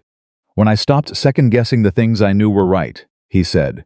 The small things, like knowing Emma needed the crusts cut off. Like knowing when a machine sounds wrong before it shows the error. Like knowing at 11:52 on a rainy Friday night that an unknown number was worth answering. Sophia looked at him. You make everything sound like maintenance, she said, but not critically, with something that was close to wonder. Everything is maintenance, Michael said. You just do what needs doing, one thing at a time. She looked at him for a long time. From down the hall came Emma's voice. Dad, I can't find my other sock. Which sock? The taco one, the left one. Did you check under the bed? A pause. No, check under the bed, Emma. A longer pause. Found it. Sophia was looking at the hallway with an expression of complete, uncomplicated warmth. She's going to be extraordinary, she said quietly. She already is, Michael said. Sophia looked back at him. So are you, she said. For what it's worth. He held her gaze. It's worth something, she nodded. Looked at her coffee. Looked at the refrigerator. At the photograph in the center of everything, Emma had put there the 3 of them. Hands connected. Looking at something they couldn't quite see. I'm not ready for... She started. I know, Michael said. I want to be, she said, I think, but I need to. You don't have to explain it, he said. I'm not going anywhere. She looked at him. You're remarkably easy to talk to, she said. For a man who barely says anything. I say plenty, he said. You just listen carefully. She looked at him for one more beat. Then she finished her coffee. She stood up, thanked him for dinner, called down the hall that she was leaving, and that Emma should sleep well, and Pluto should be reinstated, which prompted a loud cheer of agreement from the direction of Emma's room. Michael walked her to the door. She stopped on the porch. "Michael," she said. "Yeah, Tuesday," she said. "Same time?" He looked at her. "2 minutes early," he said. She smiled, the real one, the one that didn't ask for anything, and walked to her car. He stood on the porch and watched the taillights disappear around the corner of his quiet street, and behind him, from somewhere inside the house, he could hear Emma settling finally into the specific silence of a child who had gotten everything she wanted out of a day and was allowing herself to sleep. He stayed on the porch another minute. The neighborhood was doing what it always did: crickets, a distant car, the ordinary texture of a Tuesday night in a suburb outside Dallas. He thought about where he'd been 3 weeks ago, the rain, the phone, the woman on the concrete wall, and where he was now, on a porch on a night that had been, by every measurable standard, just an ordinary Tuesday dinner. He thought that ordinary was the most underrated thing in the world. He went inside, turned off the kitchen light, checked the lock on the front door. The refrigerator, in the dark, still had everything on it. He didn't need to see it to know it was there. He went to bed. Tuesday became a rhythm, not a grand gesture, not a declaration. Just a rhythm, the way real things become rhythms, quietly, incrementally, without anyone deciding it was happening until it already had. Sophia came on Tuesdays. Sometimes she came on Saturdays. Sometimes Michael would get a text at noon that said nothing, except "Is Emma available for Penguin-related correspondence?" And he would hand Emma the phone and walk out of the room, while his daughter conducted what were, from what he could gather, extremely detailed written discussions about Antarctic wildlife, Pluto's planetary status, and the structural inadequacies of the papier-mâché volcano, which Sophia had apparently been updated on at length. He did not analyze it. He let it be what it was. August came. The Texas heat settled over everything like a verdict. Alexander Reed accepted his plea agreement: 4 years, federal minimum security, cooperation with the ongoing SEC investigation. The announcement ran in the Dallas Business Chronicle on a Thursday morning. Michael read it over his first cup of coffee and then set his phone down and poured a second cup. And that was all the time he gave it. Sophia called him at 7:44. "I saw," he said before she could speak. "4 years," she said. "How are you?" "I thought I'd feel more," she said. Relief, maybe, or something that felt like closure. A pause. "I feel quiet. Like a machine that's been running too loud for a long time and someone finally found the right setting." "That's not nothing," Michael said. "No," she said. "It's actually not." He heard something in her voice that had not been there in any of the preceding months. Not relief exactly, though that was part of it. Something more complete. Something that had moved past the immediate and was standing on the other side of it, looking back. "Dr. Reyes says I'm ahead of where most people are at this stage," Sophia said. "She also says that is exactly the kind of thing I should stop measuring." "Smart woman," Michael said for the second time in the history of that observation. "Still annoyingly," Sophia said. He smiled into his coffee cup where she couldn't see it. A week after the Reed announcement, something happened that Michael had not anticipated, and that arrived, as most significant things did, without announcing itself. It was a Saturday morning. Emma was at a birthday party for a classmate named Zoe, which was being held at a trampoline park and was scheduled to last 3 hours, which was the longest 3 hours in the recorded experience of any parent who had ever dropped off a child at a trampoline park and then had to figure out what to do with the unstructured time. Sophia had come over, not for a formal Tuesday dinner, just come over, because Emma had told her about the party 3 weeks in advance, and informed her that Saturdays with no Emma were different, and that Sophia should check on Michael because he didn't know what to do with quiet. Emma had said this directly to Sophia in front of Michael. Michael had started to object. Emma had given him the look. He had not finished the objection. So Sophia was there, on a Saturday morning, and it was just the two of them, which had not happened before, not without the buffer of Emma's cheerful, relentless, agenda-setting presence between them. And the house felt different in the particular way that houses feel different when a certain person is in them and the usual third party is not. When suddenly the geometry of the room is different, the air is different, the silence has different textures. They were in the kitchen. He was making coffee. She was sitting at the table. Normal things. And then she said, without any preamble, without any build-up, in the voice of someone who had been working up to something for months and had simply reached the end of the runway. "I'm in love with you." The coffee maker finished its cycle. Michael stood at the counter with his back to her for exactly 3 seconds. Then he turned around. Sophia was sitting at the kitchen table with both hands flat on the surface, the way she'd sat in HR 3 months ago in a different kind of reckoning. And she was looking at him with the expression of a woman who had done the most frightening thing she knew how to do and was now waiting to see what it cost her. "I know," she said, before he could speak, "that the timing is still. I know there's still the legal process, and I know I've been saying I need time, and I have been taking time, genuinely, not as an excuse. And Dr. Reyes knows I'm saying this today because we talked about it Thursday, and she said," she stopped herself. "She said I was ready. I think she was right. I think I've been ready for a while, and I kept finding reasons to wait." She looked at him. "I don't want to wait anymore." Michael crossed the kitchen. He sat down across from her.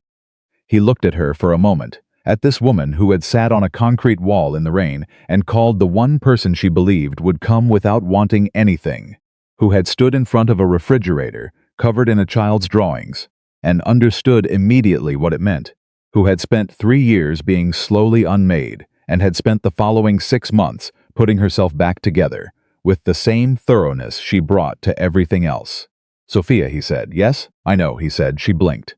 "You know, I've known for a while," he said. "Since when?" "Since the zoo," he said, "when Emma took both our hands." Sophia stared at him. "That was months ago, I know." "And you just..." She stopped. A sound came out of her that was somewhere between a laugh and disbelief. "You just waited? You needed time," he said. "I wasn't going anywhere." She looked at him across the kitchen table, with an expression he had never seen on her face before. Not the controlled CEO face, not the real laugh, not the specific warmth she had for Emma. Something else. Something that was all of those things at once, and also something underneath them that was entirely its own. "You are the most infuriating kind of patient," she said. "I know," he said. "Michael, say something." "Something that isn't I know." He looked at her. He thought about the phone ringing at 11:52 on a rainy Friday night. He thought about driving through the rain toward a woman he barely knew because something told him to. He thought about handing her a shirt. He thought about watching her stand in front of his refrigerator, like she'd found evidence of something she'd been told. Wasn't real. "I don't think you fell into my life," he said. "I think you landed exactly where you were supposed to." She held his gaze. "That's the most you've said at once in 6 months," she said. "I was saving it," he said. She laughed, the real one, unguarded, lasting, and then she reached across the table and put her hand over his, and he turned his hand over and held it, and they sat in the kitchen of a small house in Garland, Texas, with the refrigerator covered in drawings behind him, and the morning coming through the window. And it was not dramatic. It was not a boardroom. It was not a courtroom. It was not a parking lot in the rain. It was a kitchen table, and 2 people who had taken the long way to arrive at the same place. That was enough. That was exactly enough. They talked for 2 hours. Real talking, the kind you can only do when you've already seen each other in the bad lighting, when the performance is no longer a factor because there's nothing left to perform. She told him things she hadn't told Dr. Reyes yet, and then laughed at the fact that she'd told him first. He told her things about his marriage, not to be fair to her with information, but because she asked, and he trusted her with the answer. And that was a thing that mattered. She asked him how he'd managed, genuinely, as a single father, not in the sympathetic way people asked, the way that was really a statement about how hard it must be, but the actual question: how did he do it on the days when he didn't know how he was going to do it? "Emma," he said simply. "On the days I didn't know how, I just looked at her. And then I knew." Sophia absorbed this. "She's your anchor," Sophia said. "She's my anchor," he confirmed, "and my compass, and my critic." He paused. "And apparently my social coordinator," Sophia smiled. "She told me about the trampoline party 6 weeks ago. She was very clear that I should be here today." "I know," Michael said. "She told me too." Sophia looked at him. "She knew. She knew before either of us said anything," Michael said. "Emma's been ahead of this whole situation from the beginning." "She's 8, Sophia said. "She's Emma," Michael said. Sophia shook her head slowly with the expression of someone who found this deeply, specifically wonderful. "What do we do about that?" "I think we let her believe she arranged it," Michael said. "Because honestly, she kind of did." Sophia laughed again, And this time it went on long enough that it changed the air in the room, and Michael felt the change and let it sit there. Because this was what it was supposed to feel like, not the careful management of an image or the performance of something expected, but just two people laughing in a kitchen on a Saturday morning about an 8-year-old who had quietly engineered their happiness. They picked Emma up from the trampoline party at noon. Emma came out of the building at a full run, sweaty and triumphant, and stopped when she saw both of them standing by the truck. She looked at Michael. She looked at Sophia. She looked at their hands, which were not held, because they were standing in the drop-off line of a children's birthday party, and there were logistics. But Emma Carter did not need hands to read a situation. She looked at both of them for exactly 3 seconds. Then she looked at Michael specifically, with an expression of 8-year-old profound satisfaction. "Okay," she said. "Okay," Michael said. "Good," Emma said, and climbed into the truck with the energy of someone who had just confirmed that a long-running project had reached its successful conclusion. Sophia looked at Michael over the roof of the truck. "Did she just—" "Yes," Michael said. "She knew. She always knew," Michael said. Sophia looked at the truck, at Emma already buckled in and examining something in her party favor bag. Then she looked at Michael with an expression of total, complete affection for the entire situation. "Okay," she said. "Okay," he said. She got in the truck. He drove. The months that followed were not a fairy tale. They were better than a fairy tale, because they were real. Sophia's company stabilized. The board, after the initial chaos of the Reed situation, had rallied behind her, in the way boards sometimes do, when the alternative becomes clear, with genuine appreciation and, more practically, with the recognition that Sophia Whitmore had built something valuable, and the fraud had not been her failure but her betrayal. And there was a difference. Her CO proved capable. Her CFO, James, who had tried to flag the Meridian contracts 18 months earlier and been dismissed, became one of her closest advisors. She promoted him. She told him, directly, in front of the board, that he had been right and she had been wrong to doubt it, and that this kind of honesty was exactly what she needed from her team. James had looked at her for a long moment and then said, "It means a lot that you said that, Sophia." "It should have been said sooner," she replied. She changed things at Whitmore Technologies. Not dramatically, not all at once, but steadily. She established a whistleblower protection protocol with teeth. She restructured the vendor approval process so that no single executive relationship could override internal audit review. She created an anonymous reporting line that went directly to the board, not through any operational leadership, including her. She was not building a company that ran on her authority. She was building one that didn't have to. At the first all-hands meeting after the restructuring, an employee, a young woman in accounting named Priya, who had been at the company for 8 months and would, under the old order, have been far too junior to speak in this kind of forum, raised her hand and asked Sophia directly why she had made these changes now, rather than earlier. The room went quiet in the way. Rooms go quiet when someone has asked the question everyone was thinking. Sophia looked at Priya for a moment. "Because I should have made them earlier," she said. "And I didn't, and that's on me." She paused. "Part of what happened here was that I built a culture where questioning me was uncomfortable. I didn't do that intentionally, but I did it." She looked around the room. "So, I'm building a different one. And that starts with me telling you that Priya just did exactly what I need everyone in this room to feel comfortable doing." Afterward, 3 people from the all-hands meeting sent Priya emails about her question. 2 of them were positive. One was, according to Priya, weird but not hostile. This was reported to Michael at dinner on the following Tuesday by Emma, who had been told about it by Sophia, who had found out from Priya, and the information had traveled through this chain in approximately 4 hours. "The company grapevine," Michael said. "It's not gossip," Emma said firmly. "It's information flow. That's what gossip thinks about itself," Michael said. "He has a point," Sophia said. Emma pointed her fork at Sophia.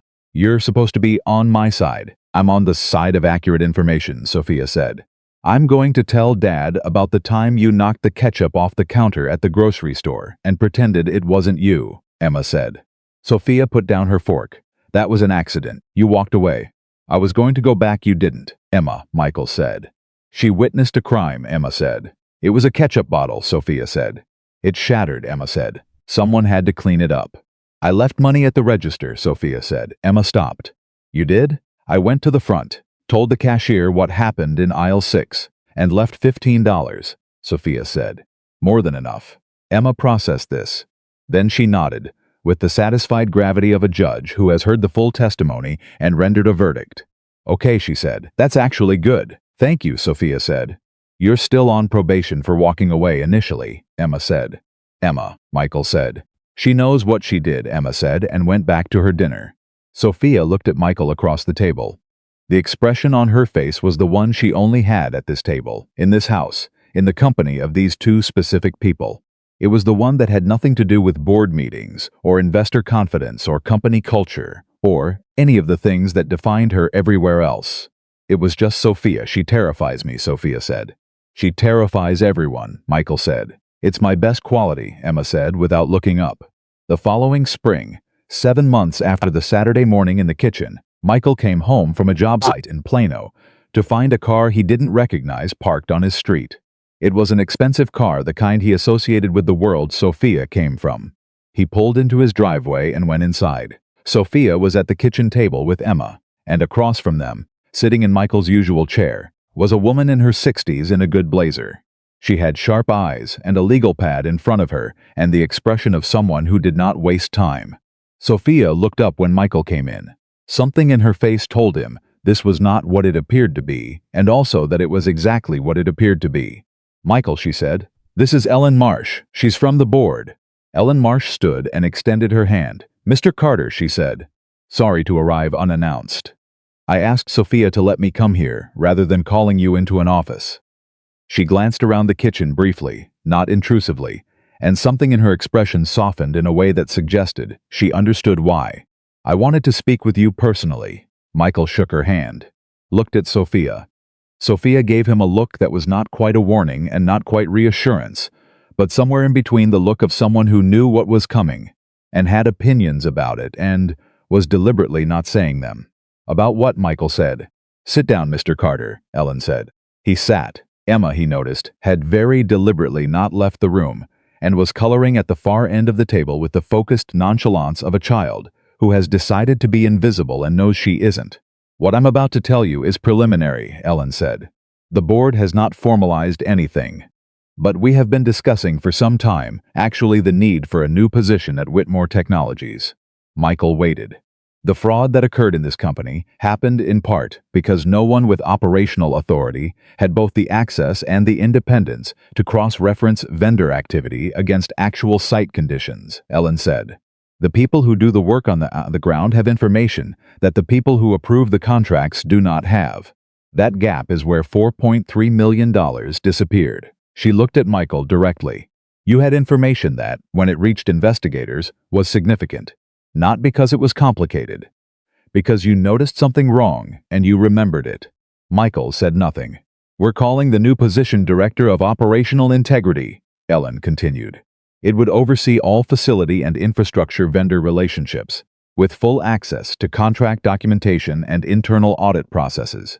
It reports directly to the board, not through operational leadership. She paused. It is not a maintenance position. The kitchen was very quiet. I'm a maintenance supervisor, Michael said. You are, Ellen said. With a record of 11 years in facility management, 2 commendations from previous employers, and the judgment to notice when something is wrong, and to act on what you noticed without being asked. She looked at him. The board believes you have the skills for this role. We're prepared to offer training and transition support, whatever you need. Michael looked at the table. He thought about the hydraulic lift in Addison, the water pressure regulator in Deep Ellum, the climate control calibration on the 14th floor, the misaligned damper in the secondary duct. 11 years of finding things that were wrong and fixing them. He thought about a man he'd seen leaving a server room at midnight 8 months ago and filing it away because it didn't fit. He thought about what it meant to notice. Sophia, he said. Yes, she said. She was looking at her coffee cup. Did you put her up to this? The board discussed it, Sophia said carefully. I recused myself from the vote because of our relationship. She looked up. I am not your boss anymore, in any formal sense. Ellen represents the board. This is their decision. But you knew, Michael said. I knew, she said. I didn't influence it, but I knew. He looked at her. She met his eyes, and in them he saw something that was not the CEO, not the woman on the concrete wall, not the person standing in front of his refrigerator at midnight. Something that was all of those things, compounded by months, built up like layers. The woman who had rebuilt herself and was now here, in his kitchen, watching him be recognized for exactly who he was. "I need to think about it," he said to Ellen. Of course, Ellen said. She stood, gathered her legal pad, left a card on the table. "Take your time. We're not in a hurry." She looked around the kitchen one more time, at the refrigerator, at the drawings, at the photograph in the center of everything. Then she looked at Michael. "Whatever you decide, Mr. Carter, what you did for Sophia and for this company matters. I wanted you to hear that directly." She showed herself out. The door closed. Emma immediately stopped pretending to color. "Dad," she said, "you should take the job, Emma." "You notice things," Emma said. "That's what the job is. You'd be good at it." She picked up her crayon again. "Also, the salary is probably better." Michael looked at his daughter. "How do you know about the salary?" "I heard Mrs. Marsh talking to Sophia before you came in," Emma said simply. Michael looked at Sophia. Sophia looked at her coffee. "She's not wrong," Sophia said. "About either thing." He sat in his kitchen for a long moment, the refrigerator behind him. The drawings, the photograph, Emma coloring with total conviction. Sophia turning her coffee cup in her hands, waiting, not pushing, giving him the room to decide. He thought about who he was. Not who he'd been told to be, not who anyone expected who he actually was. In the specific and honest accounting of a man had spent his life doing necessary work and doing it well, and never once thinking it made him less. He thought about the gap, the space between what the people on the ground knew and what the people in the boardroom approved. He thought about what lived in that gap and what it cost when no one was watching it. He thought about 11 years of noticing. He picked up Ellen Marsh's card. "I'll call her Monday," he said. Emma did not look up from her coloring. "Good," she said. Sophia looked at him. The expression on her face was not relief. It was not triumph. It was something quieter, the specific expression of a person watching someone they love arrive at themselves. "You don't have to," she said. "I know," he said. "I want to." She nodded once, like a period at the end of a sentence. That was enough. A year after that rainy Friday night, on a Saturday evening in May when the Texas heat had settled into something almost bearable, because a good wind was moving through, Michael and Sophia sat on the porch of his house, their house now, in the way things become their house gradually, and then all at once, without a formal announcement, and Emma was inside doing something that involved glitter and a poster board and a request not to be disturbed. Sophia had her coffee. Michael had nothing, just his hands and the evening and the sounds of the neighborhood doing what it always did. He thought about a phone ringing at 11:52. He thought about driving into the rain because something told him to. He thought about a woman on a concrete wall, wet and broken, and holding 2 sips of champagne like it was the only fixed point she had. He thought about a shirt, a couch, a refrigerator covered in drawings. He thought about a little girl who had taken both their hands at the zoo exit and walked that way as if it were entirely obvious, as if the geometry had always been this. Sophia said, "What are you thinking?" He looked at her. "That we took the long way," he said. "We did," she said. "Worth it?" he asked. She looked at him, with the expression that was only ever on her face in this house, in this porch, with this specific evening going on around her.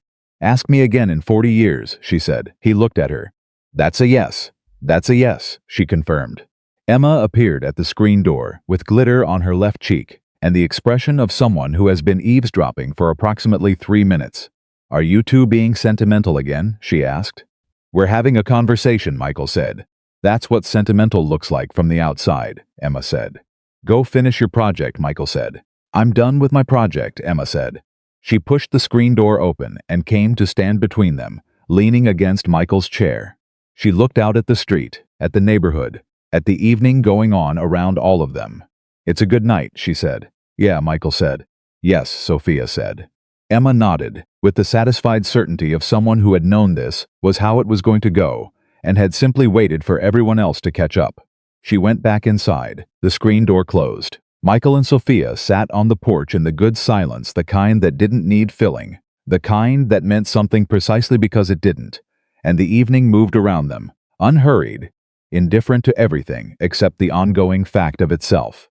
This was what love actually looked like, not the grand gesture, not the perfect moment, not the version of it that got written up or talked about or performed for an audience. This, a porch, a good wind, coffee, glitter on an 8-year-old's cheek, the sound of a neighborhood being itself. Two people who had taken the long way and arrived somewhere real. The woman who had once sat on a concrete wall in the rain and believed she was nothing without the person who was stealing from her had become, in the intervening year, someone who walked into a boardroom and changed it. Someone who sat in a therapist's office and did the hard work without performing it. Someone who put a zoo photograph in the center of a refrigerator full of drawings because she had been welcomed into the center of something real, and she knew clearly and without question exactly what that was worth. And the man who had answered an unknown number on a rainy Friday night, because something told him to the man who had handed over a shirt and asked nothing in return, who had fixed broken things his entire life with a thoroughness and a care that nobody was watching, and that he had never once required an audience. For that man sat on his porch in the Texas evening and understood that the most important repairs he had ever made were not to machines. They were to the quiet, accumulating belief that showing up was enough, that being present was enough, that answering the phone at 11:52 in the rain for a person who needed someone to come without wanting anything that was enough. He had always known that now, finally, so did she. And Emma Carter, inside a house covered in drawings and photographs, and the evidence of a life being lived with full conviction, finished her glitter project, which was, it turned out, a poster for her school science fair arguing, with extensive research and an extremely committed bibliography, for the reinstatement of Pluto as a full planetary member of the solar system. And she set it against the wall and looked at it and decided it was exactly right, and walked back to the screen door and looked out at the two people on the porch, and felt in her 8-year-old chest the specific satisfaction of something having gone the way it was always supposed to go. She left them there. Some things Emma Carter had decided, you arranged, and then you let them be.